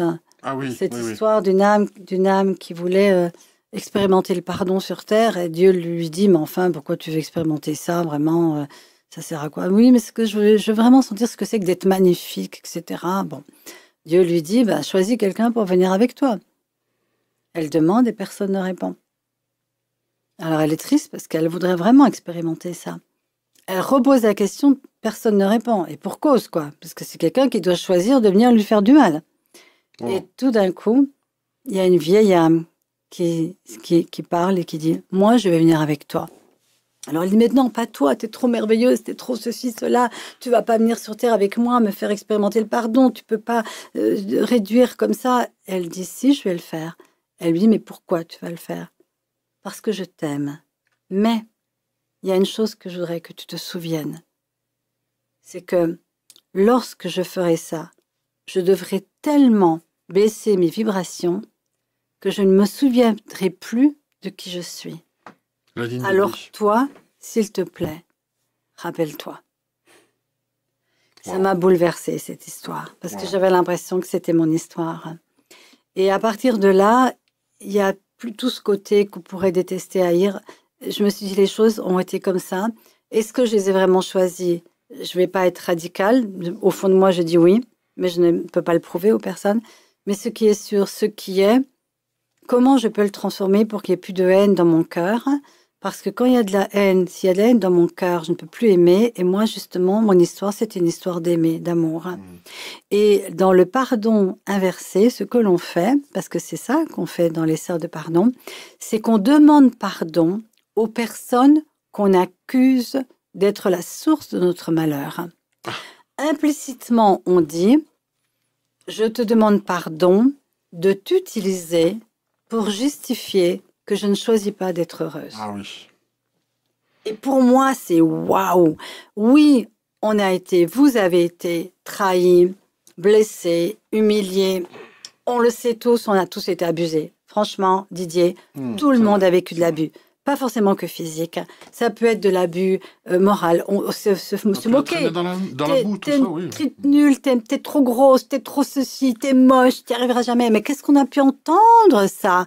Et ça a fait que on a fermé, on s'est recroquevillé, on s'est réduit, on a rasé les murs, au lieu de libérer la lumière, la force que nous sommes.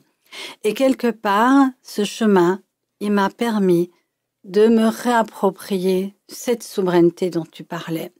Parce que quel que soit ce qui nous arrive, à un moment donné, nous pouvons choisir d'en faire quelque chose de beau.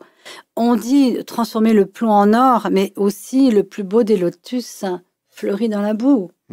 Donc cette boue, cette mer dans laquelle on s'est traîné, qu'on a été traîné, et que peut-être on a choisi inconsciemment de vivre, pour nous donner la force d'être sur un tremplin qui nous élève le plus haut possible, eh bien peut-être qu'on peut en faire quelque chose de beau. Il ne s'agit pas de critiquer ceux qui nous ont mis dans la merde, il s'agit de qu'est-ce que j'en fais de ça? Comment je le transmute? Comment je le transforme pour en faire quelque chose de lumineux? Et si chaque personne se réappropriait son histoire en disant « Ok, j'ai vécu ça », mais il y en a marre de toujours dire « Gna gna gna, c'est ma mère, c'est mon père, c'est mon amant et tout ». Mais qu'est-ce qu'aujourd'hui j'en fais pour que ça soit beau, pour que ça ne recommence pas, pour que moi, je ne perpétue pas inconsciemment la même chose avec les gens autour de moi. Oui, ça me rappelle en fait le slogan d'une grande marque de café qui dit What else? What else? Mais c'est ça. Quoi d'autre est possible? Quoi d'autre est possible? Mais oui. Là, vraiment, il est vrai, si à un moment donné on procrastine, c'est bien, mais une fois passé ce cap, quel est le but? Et comment commuer cela en quelque chose de positif, hein? C'est comme la colère. Moi, on m'a toujours dit, mon thérapeute me dit, si tu as de la colère, c'est une énergie formidable. Surtout, ne l'étouffe pas, mais transforme-la à quelque chose de positif. Oui, c'est de la puissance. Hein. C'est de la puissance, tout à fait. S'il y a un volcan, autant se servir de cette puissance thermale. J'ai l'impression que le duo ou le triptyque, peu importe, bourreau-victime, là-haut, les contrats, c'est quelque chose de très courant finalement. J'ai l'impression que c'est la base de nos scénarios de vie, mais quand on aura compris qu'on est dans une pièce de théâtre, voilà, on arrêtera peut-être de se mettre toujours victime. Le jour où on peut vivre notre pièce de théâtre avec délectation, en pouvant retrouver cette conscience que nous sommes, dire le metteur en scène finalement, et que dans l'observation on puisse dire mais non, mais ce scénario-là, si je le changeais maintenant, ça y est, j'ai connu les drames, les victimes et ça, si je changeais ce scénario, et tout d'un coup, moi ce que j'ai compris, c'est que je pouvais faire de cette vie quelque chose de beau, de lumineux. J'y suis pas identifiée. Le jour où je vais partir, j'aurais bien vécu parce que j'aurais osé aller dans tout, et j'invite tout le monde à oser vivre. Mais arrêtons de vivre, d'être mort avant d'être mort, parce qu'on a peur de mourir aussi. Non mais c'est terrible. Très bien dit, la mort, elle arrive quand elle doit arriver. Je me suis rendu compte de ça. Il y a des gens, ils font 10 tonneaux, ils en sortent, la voiture, elle est écrabouillée, ils n'ont rien. Il y a quelqu'un, il sort, qui glisse sur une peau de banane, elle est morte. Arrêtons, quoi. Sri Ramana Maharshi, qui est un des grands de l'Advaita, disait tout ce qui doit arriver arrivera, quoi que vous fassiez pour que ça n'arrivera pas, et rien de ce qui ne doit pas arriver arrivera, même si vous voilà. C'est souvent en cherchant, en évitant son destin qu'on le provoque. Oui. Donc accueillons, demandons que ça soit facile et lumineux. Moi, je fais partie de ces personnes qui croient à l'âge d'or, que le niveau de conscience de l'humanité est prêt à s'élever, que c'est notre responsabilité. Moi, je suis pas là pour aller sauver le monde, je suis pas là pour pleurer sur le monde. Je suis là pour élever tellement ma vibration et permettre à d'autres de l'élever qu'à un moment donné, je crois à ce saut quantique, et je crois qu'on peut vivre le paradis sur Terre. Et une conscience peut venir juste s'amuser dans un scénario et le vivre merveilleusement bien. Les histoires qu'on doit toujours payer, qu'on doit toujours vivre cette souffrance. Alors oui, la souffrance, elle peut nous faire évoluer. Moi, je peux pas nier. Non, la souffrance m'a fait un choc, voilà. Mais peut-être qu'on n'est pas obligé. On n'est pas obligé d'en subir tout ça pour peut-être qu'on peut faire sauter le bouchon. Moi, c'est ce qui m'a amené à aller dans la conscience. Mais peut-être que maintenant, il y a suffisamment de personnes qui sont prêtes à s'élever dans cette conscience, et on n'a pas besoin de passer par toutes les phases de la souffrance. Faut arrêter ça aussi. Quand ça arrive, ça arrive. Allons dedans. Allez hop. Mais demandons toujours qu'est-ce qui me permettrait d'aller plus haut, plus loin. Puis la souffrance aussi, c'est parfois une résistance à ce qu'on vit. Oui. Plus on résiste, plus on souffre aussi. Mais tu vois, cette notion de pièce de théâtre, pour moi, ça a été évident. Tu vois, quand tu vas voir une pièce, tu l'observes. Des fois, tu pleures avec les gens parce que tu t'identifies, tout simplement. Puis quand le rideau tombe, les acteurs, ils ressortent avec leur paletot et puis c'est fini. Oui. Eh bien, si nous, c'était pareil. Je vis intensément ce que je vis, mais je ne suis pas obligée de m'identifier. Je ne suis pas mon corps, je ne suis pas mes pensées, je ne suis pas mes émotions. Je suis la petite conscience avec des ailes qui est venue s'amuser dans un corps, parce que quand tu n'es pas dans un corps, je ne peux pas te toucher. Alors, je crois que c'est la phase la plus difficile. Prendre cette conscience qu'on n'est pas ses émotions, qu'on n'est pas son corps, qu'on n'est pas... À la limite, c'est la désidentification. Ah, mais c'est merveilleux. On n'arrête pas de nous dire qu'il faut avoir, que tu aies ta maison, ta voiture, ton permis, tes papiers, ton compte en banque. Et ça veut dire faire exploser tout ça. Donc, il faut un choc énorme. J'aimerais te poser la question, est-ce que tu considères tes enfants comme plus vivants que jamais aujourd'hui? Ah ils sont vivants, mais tellement vivants en moi. Mais ils ont toujours été vivants. Je veux dire, mes enfants, j'ai aucune photo de mes enfants chez moi. Oui. J'ai pas besoin de mettre des photos, ils sont là, ils font partie intégrante. Et il n'y a rien de morbide, je suis pas toujours en train d'y penser. Oui. C'est pas nécessaire. Quand arrive ce moment de communion, il y a une communion qu'on peut vivre avec les vivants. Et j'aspire à ce que tout le monde connaisse cette communion avec ceux qu'on aime, qu'on n'a pas besoin toujours de les avoir avec nous. Mais si tu l'as de leur vivant, le jour où ils disparaissent, tu es toujours en communion avec eux. Et tu n'as pas le manque. Moi, je ne connaissais pas ça à l'époque. Je ne savais pas. Et c'est normal de pleurer, c'est normal. Attends, je ne dis pas qu'il ne faut plus s'attacher, attention. Et je ne dis pas qu'on n'ait plus d'émotions. Je ne dis pas qu'il ne faut plus avoir de maison, mais sûr que si. On est venu sur Terre expérimenter les 5 sens. Sinon, pourquoi je serais venu? Alors moi, les histoires, il faut la chasteté, il faut ceci, il faut tout réduire, il ne faut pas manger, il ne faut pas boire. Bon. Non, je pense qu'on est vraiment venu expérimenter les choses, mais pas si attaché comme si c'était ça, la vie. C'est juste un voyage. C'est un voyage touristique interstellaire, là, sur la planète Terre. Autant en profiter. Mais quand je vais voyager, je profite de tout. Hein. Quand je vais dans des pays étrangers, j'adore, je découvre. Eh bien, c'est la même chose. Moi, en tant qu'âme, je suis venue expérimenter cette vie et je découvre, je savoure. J'ai découvert la souffrance ultime, bon d'accord. Et puis le bonheur extrême aussi, parce que je vis aussi les deux. Et en fait, les deux ont leur propre place. Tu sais, je dis souvent, les gens disent, ah oui, mais tous ces gens qui t'ont pas aidé. Je dis, je remercie les gens qui m'ont aidé, mais je remercie tellement aussi ceux qui m'ont pas aidé parce qu'ils m'ont obligé à trouver ma force. Ouais. Donc, il n'y a rien, il n'y a pas un événement. Tout est juste. Voilà. Et la question, c'est quel est le cadeau caché derrière? Oui, c'est ça. Tout est juste. Est-ce que tu as vu le film Nos Solar? Oh bah oui, je viens de le revoir. Voilà. Je l'ai vu il y a 8 jours. Et sachez que ça fait seulement quelques jours, je crois, quelqu'un, et je remercie la personne qui m'a envoyé le message, je crois par Facebook, qui m'a dit Nos Solar 2, la suite, en fait, a été... Alors, j'avais peur que ce soit un reboot, et en fait, non. Ils ont repris l'acteur principal, ce médecin décédé, passé de l'autre côté. Il rempile pour un Nos Solar 2. Et la bande-annonce, bien qu'elle soit pour l'instant qu'encore en la langue de là-bas, hein, donc... une espèce de portugais brésilien que je ne comprends pas, mais il y a quelque chose qui donne une teneur où on va passer un bon moment. Mais attends, tu veux dire qu'il y a un deuxième? Oui, qui est passé. Il y a une bande-annonce, il va sortir bientôt. La suite? La suite de Nos Solar. Oh, mais c'est excitant, ça. Et ça a l'air vraiment bien. Ah ouais? Vraiment, ah oui, c'est... Oh, mais moi, je voudrais dire à tout le monde que la vie, c'est un cadeau merveilleux. Oui. Mais on est très courageux d'avoir accepté de s'incarner sans le mode d'emploi. Oui. Et en ayant oublié pourquoi on avait choisi ça. Et c'est ça le truc important, c'est que c'est comme si on avait eu comme une amnésie quoi, de nos choix, mais pour pouvoir mieux les vivre. Parce que si on le savait déjà, on le vivrait. Enfin, on vivrait pas les choses. Tu vois si les dés sont pipotés, c'est comme avoir les réponses au bac. Un ski, avoir une pompe, ça ne marche pas comme ça. Ouais. La vie, ça fonctionne pas comme ça. On va remettre en place plusieurs questions que j'ai encore à te poser.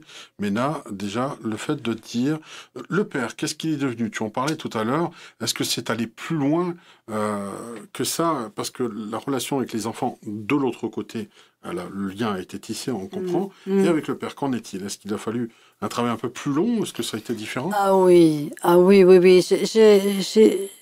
J'ai jamais éprouvé rien de trop, comment dire, méchant, entre guillemets, parce que je me disais, mais pour en arriver là, comment c'est possible? Toi, au début, j'étais dans la psychologie. J'ai dit, mais ce désespoir énorme et tout, mais comment est-ce qu'on peut...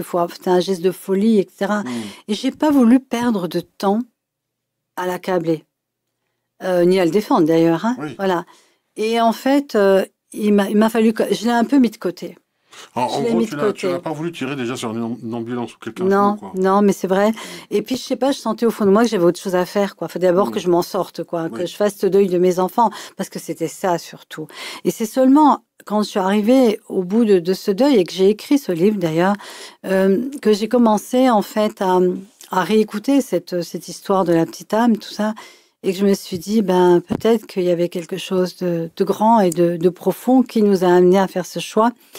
Mais je me suis jamais appesantie là-dessus. C'est-à-dire qu'il y a eu ce fameux rituel dont je parle. J'ai souvent prié pour lui. J'ai aussi prié pour qu'il retrouve la lumière, parce que c'est vrai, comme disait la vieille âme, si toi tu te souviens plus, moi je risque de pas me souvenir non plus.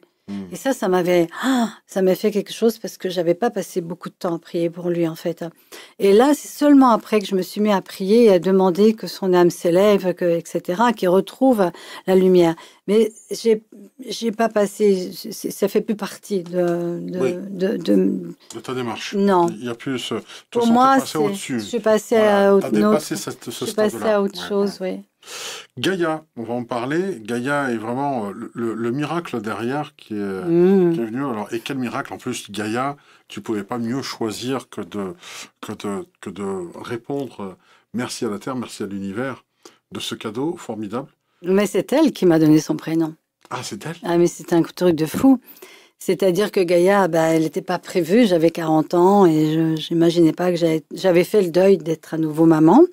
Puis il se trouve que j'ai eu... c'était fini, tu t'es dit plus jamais. Ah oui, je me le suis dit à un moment donné, oui. Tu voulais plus... Non, je me suis dit, ça y est, maintenant j'ai 40 ans, bon, c'est bon, quoi. J'ai cheminé, et puis de toute façon, je veux pas me mettre avec quelqu'un pour avoir un enfant, quoi. Donc voilà, et tout. Et puis je rencontrais personne qui me faisait tilt. Et puis il se trouve que j'ai rencontré quelqu'un qui m'a fait tilt. Et Gaïa est arrivée sans qu'on s'y attende. Ça a été, tout d'un coup, j'ai su que j'étais enceinte. C'était pas préparé. Non, pas du tout, pas du tout. On n'avait pas prévu même de vivre ensemble. Enfin bon, ça a été un gros chamboulement aussi. C'est ce que je dis à chaque fois. Hein, alors tu disais, t'es pas violent, mais c'est quand même par papier.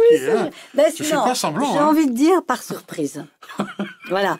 C'est sûr que quand j'ai vu que j'étais enceinte et tout, je me suis dit, waouh. Puis le papa, il m'avait dit qu'il voulait plus d'enfants de toute façon. Et je me suis dit, mais qu'est-ce que je fais? Et je me suis dit, attends, il y a un miracle de la vie dans moi. Que le papa veuille ou pas, je garde cet enfant, c'est sûr. Okay. Je sais pas comment je vais faire, mais bon. Et un jour, j'ai fait un rêve et je l'ai vu, mon bébé. J'ai vu sa tête et elle me disait « Coucou, je suis Gaïa ». Wow. Je me suis réveillée avec une sensation tellement vraie. Et j'ai dit à son père « Voilà, ok, ce sera Gaïa ». Et quand elle est née, c'était vraiment cette tête-là. Et là aussi, j'ai lu le livre de Daniel Meroy. Tu n'avais même pas besoin d'échographie, hein. Tu avais vu l'écho, toi. Non, mais c'est incroyable. Et je me rappelle, après, j'ai lu les 9 marches de Daniel Meroy. Ouais. Et tu sais, quand l'âme, elle choisit, en fait, d'aller sur Terre, d'aller dans le corps. Et à ce moment-là, j'étais ouverte à tout ça, hein, après tout mon cheminement. Je me suis dit, mais en fait, c'est sûr, Gaïa, elle m'a choisi. Et Gaïa, c'est une grande âme, c'est clair. Gaïa, c'est une merveille. Je suis sûre qu'elle m'écoute là en ce moment. Elle doit être dans le tram. Ça lui fait quel âge? 28. Ah, 28 ans. Mais oui. Wow. Salut Gaïa. Ah ouais, elle est magnifique. C'est une merveille. On aurait pu l'appeler même Miracle, hein, ça m'aurait même pas étonné. Oui, Gaïa Miracle, mais ça va lui plaire, ça aussi. Voilà. Donc voilà pour Gaïa. Tu donc visualises en tout cas son prénom parce que c'est elle qui te le donne. Oui. Là, le papa, il discute pas. Lui, comment il reçoit l'information en disant, non, mais attends, est-ce que je viens de faire un enfant avec une folle dingue? Qu'est-ce qu'elle a fumé? Écoute, la moquette, ça se pose au sol, hein, mais qu'est-ce qu'il t'a dit? Comment il a réagi? Moi, déjà, il s'y attendait pas du tout. Donc, je lui ai annoncé alors qu'elle allait mettre de l'argent pour sa voiture, là, sur le parking. Et il me dit, alors, ça s'est bien passé, l'examen? Je dis, oui, juste, ça va être papa, quoi. Alors, il a continué de marcher, puis d'un coup, je crois que ça a fait son chemin. Alors, il a reculé. Il a dit quoi? J'ai dit, oui, tu vas être papa, quoi. Et là, j'ai vu sa tête. Mais en fait, tout de suite, il a accueilli ce bébé, oui. Tout de suite, ça s'est été... Le fait de prénom... Attends, mais même là, j'ai pas le droit de citer. Mais je crois que pour lui, c'était une évidence aussi. Je ne sais pas comment dire. Pour nous, tous les deux, ça a été une évidence. Gaïa. Wow. Alors, ça n'a pas été facile pour elle de porter ce prénom, c'est qu'on lui en a donné 2, pas simples non plus. Mira.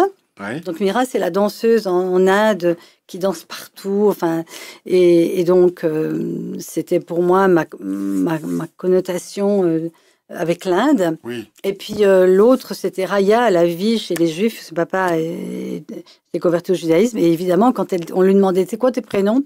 Gaïa, Mira, Rayat. Pardon, alors je ne dis pas. Ou alors, quand elle disait, je m'appelle Gaïa, non, mais ce que je voudrais, c'est ton prénom. Ah. Non, mais c'est mon prénom, Gaïa. Oui. Ah bon? Alors maintenant, ça y est, c'est fait. Tout le monde l'a connu. Hein. Mais bon, c'était. Mais en fait, elle représente tellement ça. D'accord. La sagesse, si tu m'entends, Gaïa, je te le dis.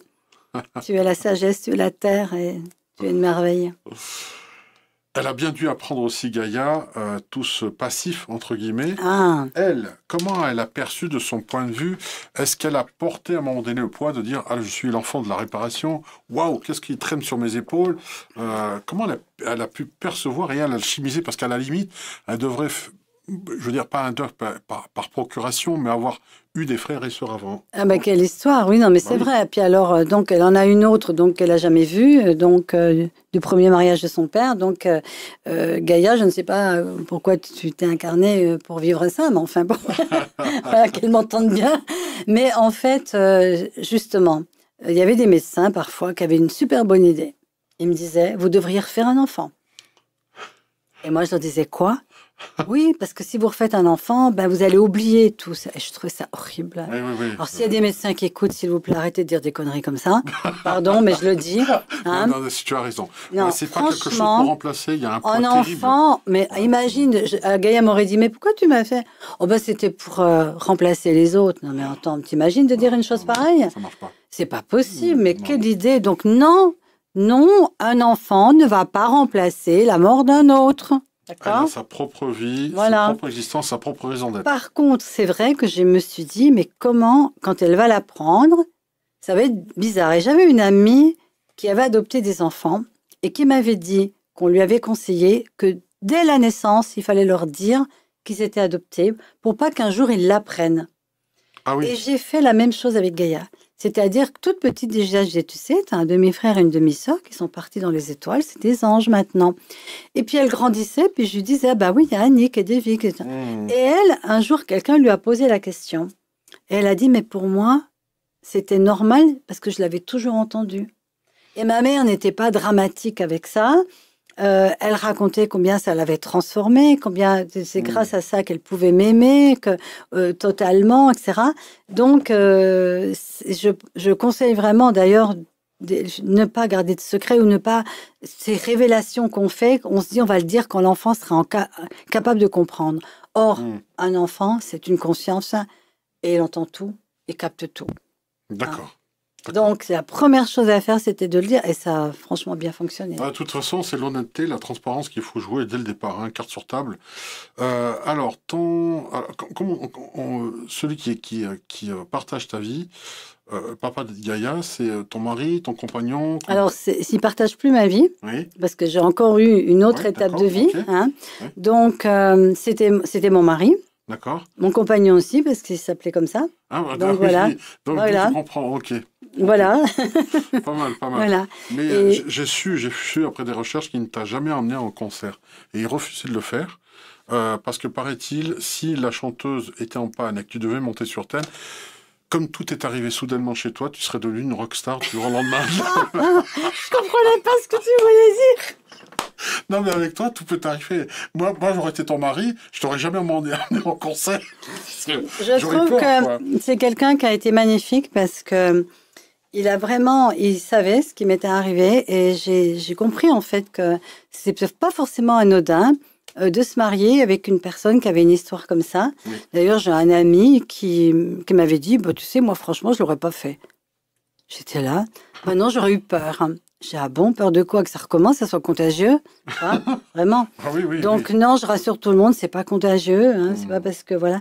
Mais j'ai vécu 26 belles années avec lui. Et puis, tu vois bien mon chemin, je suis toujours en train d'évoluer, de me transformer, d'ouvrir mes ailes de plus en plus grand. J'avais une quête spirituelle énorme qui m'a amenée à partir faire des retraites, notamment avec Moudji, et donc d'autres, voilà. Et donc, c'est vrai que à un moment donné, la relation s'est distancée parce qu'on n'avait pas le même. Mais c'était vraiment... Mais ça s'est fait naturellement, entre guillemets, la distanciation. La distanciation s'est faite. Voilà, c'est pas forcément pour autant que c'est facile, hein, que c'était facile. Mais je suis restée 7 ans vraiment totalement célibataire jusqu'à maintenant, quoi. D'accord. Alors, on va justement revoir ce livre que vous pouvez trouver justement sur notre boutique, donc Curious Apprentice apprivoiser le pardon. Le site de Ménagol que vous pouvez retrouver ici, son Facebook, sa chaîne YouTube sur lequel, écoutez, je vais le faire maintenant, regardez. C'est beau de voir ça un gros écran, je trouve. C'est très difficile à faire, regardez. Je vais forcer avec mon doigt, voilà. Si vous avez une entorse ici, je n'avais pas mon doigt pour le faire là, comme ça, et on s'abonne ici, hop.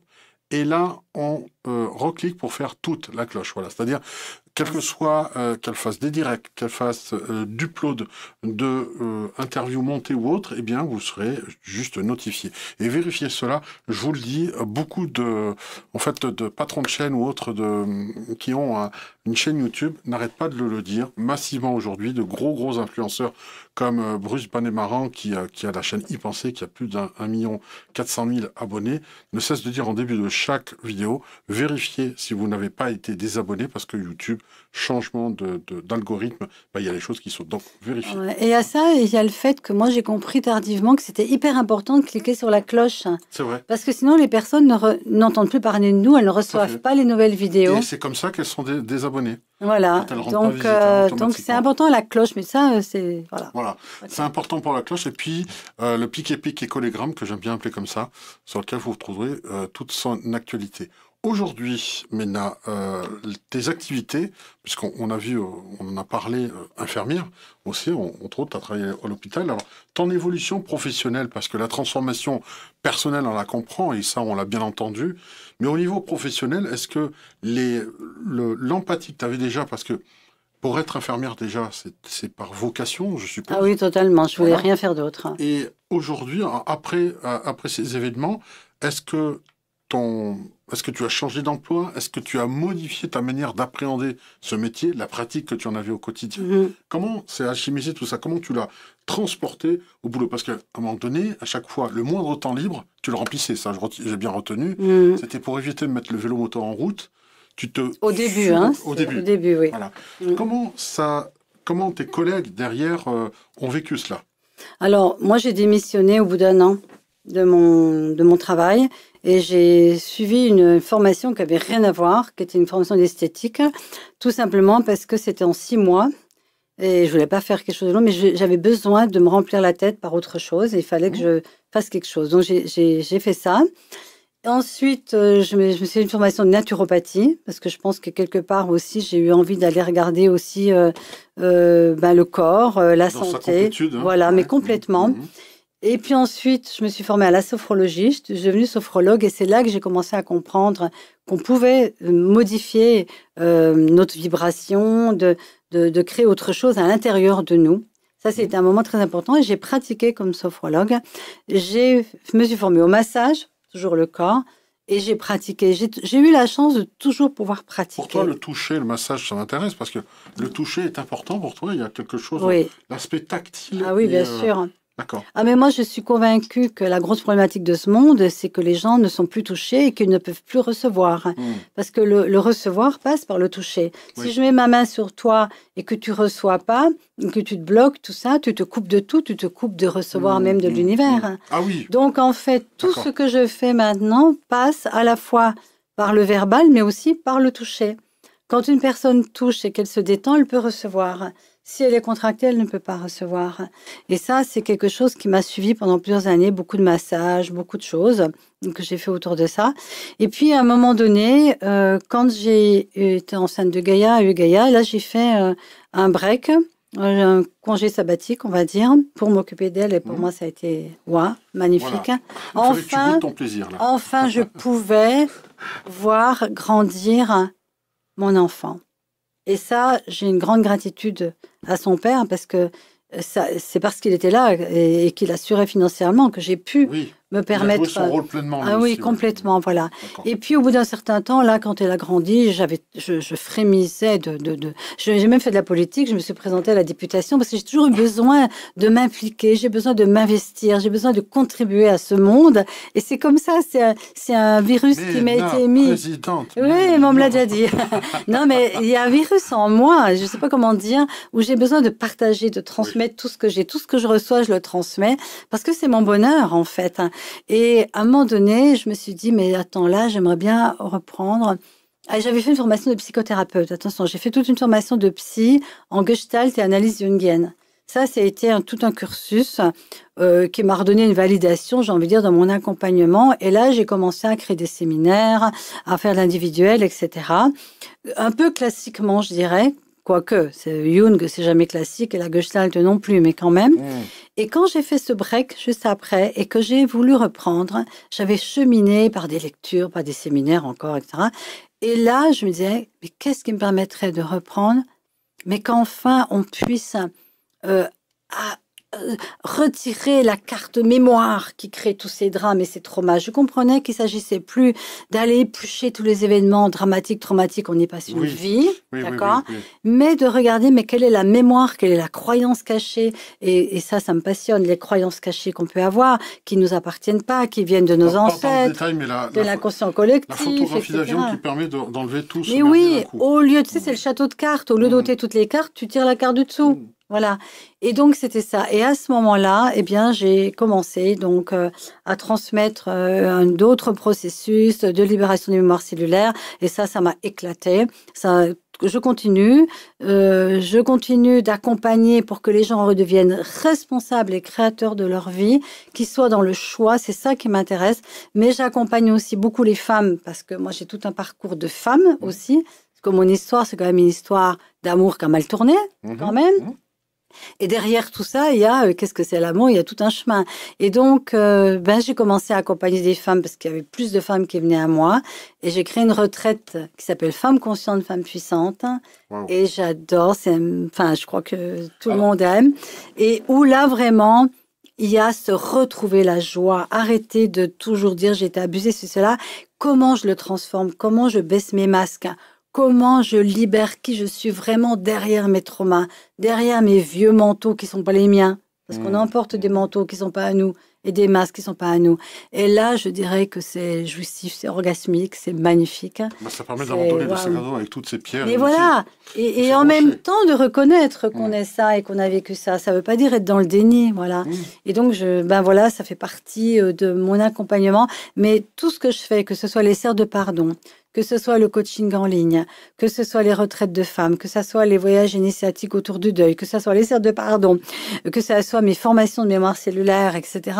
L'objectif principal, c'est de redonner le pouvoir à chacun. Parce que et c'est pas de redonner, c'est de leur faire prendre conscience combien ces personnes sont puissantes, malgré tout ce qu'elles ont pu vivre et entendu, et qu'il y a une force aussi dans cette ouverture du cœur, qui est incroyable. Quand on relie le corps, le cœur et la conscience, mais on est instoppable. Incroyable puissance. Donner la main à la conscience. Je me fais toujours ça. Les personnes qui me connaissent, elles vont rire. Mais voilà, donner la main à la conscience. Oui, pour la ramener. Voilà. Choisissez d'abord, parce que si vous ne choisissez pas d'être heureux, c'est un choix. Est-ce que je choisis d'être heureux? Je préfère avoir raison. Alors tout le monde est impressionné par ta force, la force vitale que tu as eue de traverser tout cela avec autant de dignité, autant de puissance. Eh bien, si vous voulez retrouver cette puissance aussi, vous l'avez. Et ça, c'est quelque chose qu'elle vous enseigne, qu'elle vous transforme. Vous pouvez donc aller sur mena-compagnon.com ici pour retrouver, je suppose, tout ton calendrier, tout ce que tu proposes. Les personnes peuvent te contacter. Ouais. Alors là, pareil, s'il y a des personnes qui ont besoin, je sais pas, d'avoir un cercle de pardon inversé, je précise, J'adore aussi, moi. J'adore le concept. Ou justement de mémoire cellulaire pour déprogrammer tout cela. Est-ce qu'elle peut se dire, voilà, est-ce que je vais passer dans ma ville? C'est à côté. Elles peuvent organiser et moi, je vais à l'île de la Réunion dans un mois parce que des personnes m'ont dit, on a envie que tu viennes. Et j'ai senti tellement d'enthousiasme que j'ai dit, allez, ok, je viens. Et pareil, une fois, je suis même allée à Tahiti avec ce même enthousiasme, alors qu'on n'avait que 2 personnes. Mais je tiens à dire que maintenant, j'aimerais bien, si je vais quelque part, je vais aussi parce qu'il y a du monde. Parce que sinon, c'est normal, il faut un minimum. Oui, voilà, il y a un minimum, mais j'aime me déplacer. Ouais. Mais si les gens sont enthousiastes, ils ont vraiment envie qu'il se passe quelque chose, mais bien sûr, voilà. Voilà. Et je fais beaucoup de choses en ligne quand même aussi. Oui, que tu fais en direct. Oui. En Zoom, je suppose, des choses comme ça. Oui. D'accord. Ouais. Voilà, faites-nous savoir si vous voulez qu'on organise aussi avec Ménagol un masterclass ou autre, une initiation ou je ne sais pas, une découverte pour ceux d'entre vous. N'hésitez pas à nous écrire sur Curious Anima ou Curious Apprentice en nous laissant un petit message concernant cette soirée. Il y avait aussi prévu une dédicace, alors ça ne se fera pas ce samedi, ça devait être le samedi, tu ne peux pas, mais on va essayer de caler une autre date.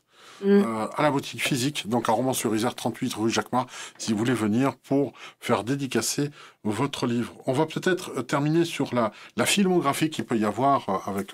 alors, Au-delà de nos rêves. On a vu nos solars. Au-delà de nos rêves avec celui qui s'est suicidé d'ailleurs, l'acteur qui faisait Madame Doubtfire. Oh, je l'adorais, Robin Williams. Voilà. Oh, il est merveilleux. Au-delà de nos rêves était Oh. un des meilleurs films qui a Ah représenté justement, il allait chercher sa femme qui s'était suicidée, hein, dans les bas-fonds, dans les tréfonds. Alors c'est marrant ce que tes enfants disent de ton ex qui a fait cela. C'est rigolo. La Belle Verte de Colin Serrault. Ah bah oui. Voilà. Bah oui. Alors Pixar, Soul, hein, l'âme qui refuse de naître sur Terre. Ouais. Je sais pas si tu as vu ce film Non. d'animation. Non. À voir. Ah Que bah alors, vraiment, comment vraiment. tu dis? Soul, c'est l'âme Ah en oui, fait. si, ma fille Voilà. l'a vu. Oui, oui, oui, Pixar. oui, oui, oui. Voilà. Et Cette vie avec Will Smith. Alors, Ouais. Cette vie, le pitch, hein, si je me souviens bien, alors je dois m'emmêler peut-être les pinceaux, c'est un homme qui a perdu la foi en la vie et qui cherche en fait à retrouver les personnes parce que sa femme est décédée, hein, quelqu'un a reçu en greffe la rétine, un organe, etc. Et il essaie de retrouver sa femme à partir des personnes morcelées avec lesquelles elle a permis à d'autres personnes de continuer. Avant de lui vouloir disparaître. Hein, il voulait retrouver cet amour-là. Cette vie avec Will Smith, avoir un film vraiment poignant par rapport à cela. Et je pense qu'il va y avoir de plus en plus de choses dans ce sens-là. La transition énergétique, on n'arrête pas d'en parler, mais toi, tu as vécu la transition ésotérique. L'époque où tu as vécu tout cela, tout ce passage-là, on va dire que ceci te serait arrivé... je sais pas, moi je dis au hasard, en 1920, ça aurait été plus compliqué qu'aujourd'hui. Il y a une ouverture qui s'est faite en même temps que ta propre ouverture. On dirait que le monde s'est ouvert Mais c'est vrai. en même temps. C'est vrai, il y a eu cette époque du souffle d'or, tout ça, où il y a eu plein de livres qui sont sortis. La vie après la vie de Moody, ça a changé ma réalité. Je conseille aussi Thanatos comme film, et si la mort n'existait pas. Je voudrais juste ajouter aussi une chose, c'est que la vie nous amène ce qui est requis au bon moment. Oui. Moi, je peux dire que pendant des années, là, j'ai vécu 7 ans de célibat et je m'étais dit, c'est terminé. Moi, j'habite dans ma montagne, tu vois, à 1000 mètres d'altitude et tout. Voilà, moi, je suis très bien, je suis heureuse. Parce que je pense que ce qui est important, c'est de révéler l'amour de soi. Ça, c'est aussi un de mes leitmotifs. Si on ne s'aime pas, on va passer son temps à chercher des gens qui nous aiment et parfois, et c'est comme ça qu'on tombe dans des relations toxiques, dans des relations de dépendance, parce qu'on va chercher chez l'autre finalement ce qu'on a. Et j'ai eu la chance...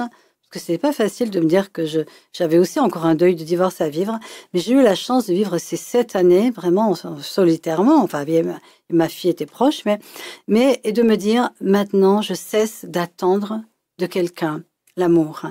Je veux trouver cet amour en moi et l'estime de moi, cesser d'être esclave de l'approbation des autres, de l'amour des autres. Et j'ai obtenu vraiment ce bien-être. D'ailleurs, les gens me disaient, mais t'es rayonnante, etc. Et j'attendais rien. Et ce moment, j'attendais rien que quelqu'un est arrivé dans ma vie, dans un endroit improbable. Et je me dis, mais c'est quand tu es déjà heureux, en fait, tu rayonnes ça, et l'univers t'amène la manifestation de ce bonheur à travers un événement ou à travers quelqu'un. Et quelque part, ne rien attendre, c'est être dans toutes les possibilités. Mais par contre, j'avais un choix tous les matins. Qu'est-ce qui me permettrait d'être encore plus heureuse que ce que je suis aujourd'hui? Mais sans avoir la définition dans ma tête de ce que ça devrait être. Et pour moi, c'est ça, ça devient la cerise sur le gâteau. C'est-à-dire que nous avons droit à des manifestations d'amour extérieur, mais nous n'avons pas à attendre qu'elles viennent pour être heureux. Et ça, c'est mon message principal. Si vous voulez être heureux, soyez heureux. Ça se décide. Ça se décide. Si vous voulez être riche, soyez riche, c'est pareil.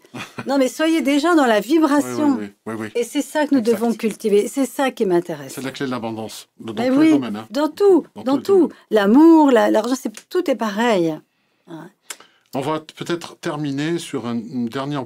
C'est une mise au point, on va dire, par rapport au fait de ce fameux « je m'en foutisme divin ». On va replacer ça parce que ça fait débat par moment. On va réexpliquer parce qu'il faut aller au-delà de l'apparence des choses, de l'apparence des mots. Ouais. Il y a différentes lectures. Si vous lisez ce livre, forcément, vous allez lire une fois, vous allez comprendre très bien. Et puis quand vous allez relire, vous allez dire « ça, pourquoi je l'ai raté ?» Non, en fait, vous ne l'avez pas raté. Vous ne l'avez pas lu avec la même conscience du moment. Donc, il y a des degrés de lecture et des degrés de compréhension. Et bien, c'est la même chose avec cette histoire de « je m'en foutisme divin » et sacré. Alors, est-ce que je t'essaie d'expliquer, parce qu'il n'y a que toi qui peux l'expliquer de cette manière-là, ça sort de toi. Oui, enfin, il faut savoir une chose, c'est que j'ai un grand sens de l'humour. D'accord, j'avais vu ça. Non, mais ça m'a beaucoup aidé dans ma vie. Je ris beaucoup de moi, je ris beaucoup de tout, et ça m'a mis beaucoup de distance. Mais en même temps, voilà, quand je dis c'est aimer soi-même et avoir de l'estime pour soi, ce n'est possible que si vous cessez de vous occuper de ce que les autres disent et pensent. Et c'est ça que j'appelle le je m'en foutisme divin. Si tu me dis, Mina, je n'aime pas comment tu es habillée, je te dirai, je m'en fous. Oui. Et dans mon travail, on dit aussi point de vue intéressant. Mais je suis pas obligée d'être pour, je suis pas obligée d'être contre ce que tu me dis. Vous savez, ce qui se passe, c'est qu'on est dans une vie de dualité. On croit que si quelqu'un nous dit quelque chose, on doit y répondre par je suis pas d'accord ou je suis d'accord. Mais moi, je m'en fous. Oui, je m'en fous. C'est le vote blanc. Mais c'est le vote blanc. Mais il y a un moment donné, tu es obligé de te foutre. Mais quand je dis je m'en fous, ça veut dire je ne choisis pas de prendre ce que tu me dis et de me blesser avec. C'est-à-dire, c'est juste un point de vue intéressant. Et c'est ça que j'appelle le je m'en foutisme divin.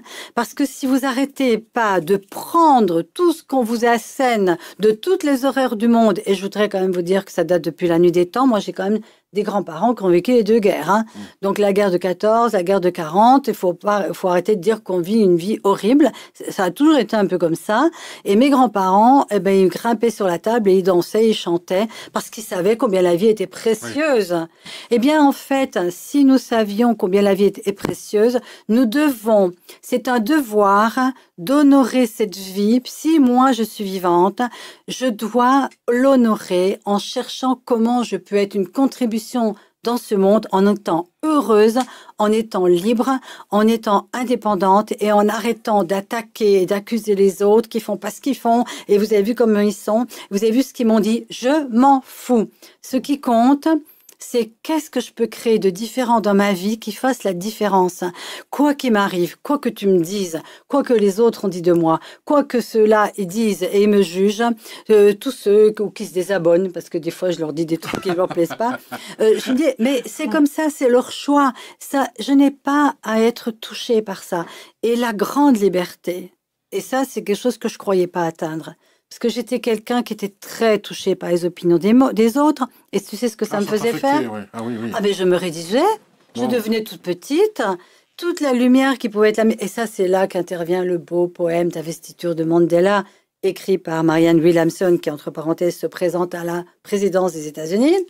Yes, sacrée nana. Sacrée nana, vraiment. Oh, je l'admire et je l'encourage, vraiment. La conscience en action, c'est magnifique quand même. Plus dans une femme. Et en fait, je ne sais plus ce que je voulais dire. Du coup, je parle de Madame... Je m'en foutisme en question, cette souveraineté qu'il faut retrouver. Oui, non, mais c'est plus ce que je voulais dire. Ah oui, voilà. C'est qu'en fait, le discours d'investiture de Mandela, c'est « Mais vous savez, ce n'est pas de votre petitesse dont vous avez peur. C'est de votre lumière. » Et moi, je voudrais dire à tous ceux qui savent qui sont cette lumière, mais ne l'éteignez donc pas, parce qu'il y a des gens qui vous jugent, qui vous critiquent, c'est leur métier. Il y a des gens, leur métier, c'est d'être des critiqueurs, c'est d'être des jugeurs. Pourquoi? Pour vous renforcer sur votre chemin du je m'en foutisme divin. Exactement, c'est-à-dire qu'il y aura toujours des gens qui nous verront sous un mauvais jour, et ça, c'est leur problème. D'ailleurs, c'est d'eux qui parlent, c'est pas de nous. Oui. Et cette liberté... Quand on commence à aller au-delà de... Et au contraire, vous pouvez dire, oh oui, jugez-moi, merci. Oh, mais tu es trop si... Oui, merci, c'est vrai. D'ailleurs, des fois, ma fille, elle me dit, oh, maman, t'es terrible. Je dis, c'est vrai, je suis terrible. Ah oui, c'est vrai, je suis une mauvaise mère. Voilà. Mais quand tu l'assumes, t'as plus rien à défendre, tu comprends? D'ailleurs, c'est désarçonnant pour les autres. Mais ouais. C'est désarçonnant. On a un copain qui est venu à la maison et il voyait toute l'horreur... Enfin, c'était le mari d'une copine. Il voyait toute l'horreur du monde. Et moi, j'en pouvais plus. Et je lui dis, écoute, je m'en fous. Comment? Mais tu peux pas te foutre de ça. Je m'en fous. mais t'as vu ce que... Je m'en fous. Et à un moment donné, ça ne savait plus quoi dire. Ça l'a fait rire. Puis quand j'ai dit quelque chose, il m'a dit, je m'en fous.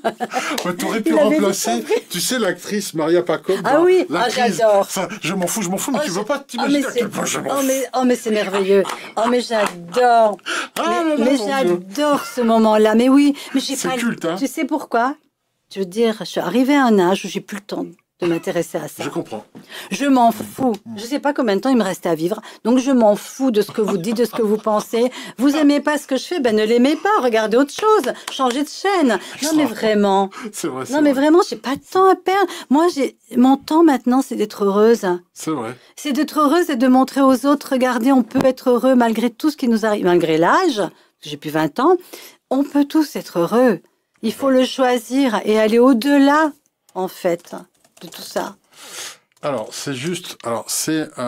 voilà, je dis ça parce qu'il y a une méditation qui s'appelle « Rien à foutre ». Non, j'aurais adoré la faire. Calme, Alors, tranquille, détendez-vous. Fermez les yeux, observez vos pensées. Sois présent avec vos pensées sans le juger, en répétant votre nouvelle mantra. Rien à foutre, rien à foutre. Laissez la connerie de votre journée partir loin de vous. Assumez que cette connerie existe, mais ces enfoirés ne pouvaient pas vous déranger. Inspirez avec le nez, expirez avec la bouche. Videz votre esprit de toutes les enculées que vous avez croisées aujourd'hui. Rien à foutre, rien à foutre. Oubliez le bâtard qui vous a coupé la route lorsque vous allez au boulot ce matin. Je m'en fous. Rien à foutre. Inspirez avec le nez.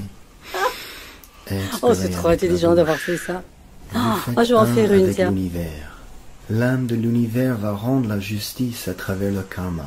Pour la connasse au travail qui essaie de vous détruire, elle sera totalement prête à baiser le patron pour prendre votre poste. Non, mais ça fait du bien, ça détend. Hein. Franchement, voilà. Bon, je sais pas si je la ferai comme ça, moi. Mais en fait, ce que je veux dire, c'est que, ouais, je m'en foutisme divin, c'est vraiment ce côté de prendre de la distance. C'est vraiment, c'est un point de vue intéressant, quoi, tout ce que tu dis, voilà. Et l'égoïsme sacré, c'est qu'à un moment donné, quand tu dois aller manger chez ta belle-mère qui est toujours en train de dire que tout ce que tu fais est mal, dis-toi, est-ce que c'est vraiment ça qui est requis pour moi aujourd'hui? Et là, j'invite les gens à être égoïstes. Non, vous n'êtes pas obligé d'aller manger, c'est la belle-mère qui vous insulte. Non, il n'y a pas de loi à ça. Non, je refuse de garder des amis qui me disent du mal, qui me disent que non, non, non. Nous sommes responsables et de nos choix et de choisir des gens qui nous soutiennent, des gens qui nous aiment vraiment, des gens qui ne nous jugent pas. Parce qu'en fait, le jugement, c'est vraiment la puanteur de ce monde. Le poison de ce monde. Et on juge ceci, on connaît rien, on sait même pas ce qui s'est passé pendant le Covid. T'as vu tous les grands spécialistes qui sont sortis? Ils savaient tout. Ils savaient tout. Moi, je savais rien. Je savais juste que j'avais une intuition qui me disait de faire une chose ou pas. Et c'est mon intuition. Je ne sais rien, je capte. C'est pas la même chose. Si tu me dis, si tu me dis qu'est-ce que tu sais, Mina, je te dirai finalement tout ce que je savais. Je crois que je suis plus sûre de rien. Par contre, ce que je sais, c'est que je suis mon inspiration, parce que l'inspiration, eh bien, elle me dit d'aller à gauche, quand mon mental me dit d'aller à droite. Ok, qui est-ce que je choisis? L'inspiration. Et si on suit l'inspiration, mais il nous arrivera jamais. On sera toujours au bon endroit, au bon moment. Et finalement, même si on croit qu'on n'a pas été au bon endroit, c'est qu'on devait être là. Tout à fait. Finalement, on s'en fout, quoi. On s'en fout. Donc, ça sera peut-être un sujet que je traiterai avec Philippe Bobola, pourquoi pas, puisqu'il parle de l'obsolescence programmée de l'homme qui est déjà obsolescent par rapport à la technologie. Voilà, l'intelligence artificielle nous a doublé depuis bien longtemps, joue mieux que nous aux échecs de partout. Donc aujourd'hui, c'est pour ça qu'il n'y a plus de bataille entre Kasparov et un ordinateur, puisqu'aujourd'hui, même au jeu de Go, on est battu. Par contre, ce qu'il prône, c'est que l'intuition, la connexion dont on vient de parler Ménagol aujourd'hui, eh bien, elle est plus rapide que n'importe quelle parce qu'on ne mentalise pas. Et là, on peut ne pas être dépassé par nos propres créations de l'intelligence artificielle qui, elle, n'a aucune connexion divine. Oui. Nous, par contre, on l'a. Et c'est ça qui nous rendra à nouveau sur le devant de la scène et évitera de nous rendre obsolètes par la même occasion. Parce que on est, comme on a dit, intemporel. On n'a pas de... Oui, et puis j'ai envie de dire aussi une chose, c'est que l'intelligence artificielle ne connaît pas l'ouverture du cœur. Et que je crois la puissance incroyable du cœur quand il s'ouvre et qu'il est connecté à la conscience. Et vous entendez pas, mais il y a un orage qui est en train de se... Elle a dit ça, et à un moment donné, il y a un tonnerre. Donc, Zeus a donné raison. Je suis... En disant, alors tu l'entends peut-être pas, mais il va l'entendre avec de la réverb. Je suis d'accord avec ce que vous dites. Voilà. En tout cas, merci beaucoup, merci infiniment, Ménagold, d'avoir fait le déplacement jusqu'à moi, jusqu'à nous. On est voisins quand même. Oui, mais quand même, tu as fait quand même le déplacement. Il y a des personnes qui ne se déplacent pas. Hein. Ah, oui. Donc, voilà. Donc, je te le dis, félicitations, merci, et on te reverra certainement pour... on annoncera une date de dédicace si vous voulez la rencontrer en réel, parce que rencontrer quelqu'un en réel, on sent son énergie, sa vibration, et c'est vrai qu'il y a quelque chose qui s'élève. Preuve que j'ai du travail aussi à élever ma vibration, moi aussi, hein, pour être à ton niveau. Merci à vous tous, merci Ména, et puis on vous dit à tous au revoir, bonne soirée à tous. Merci pour cette soirée, c'était super. Au revoir.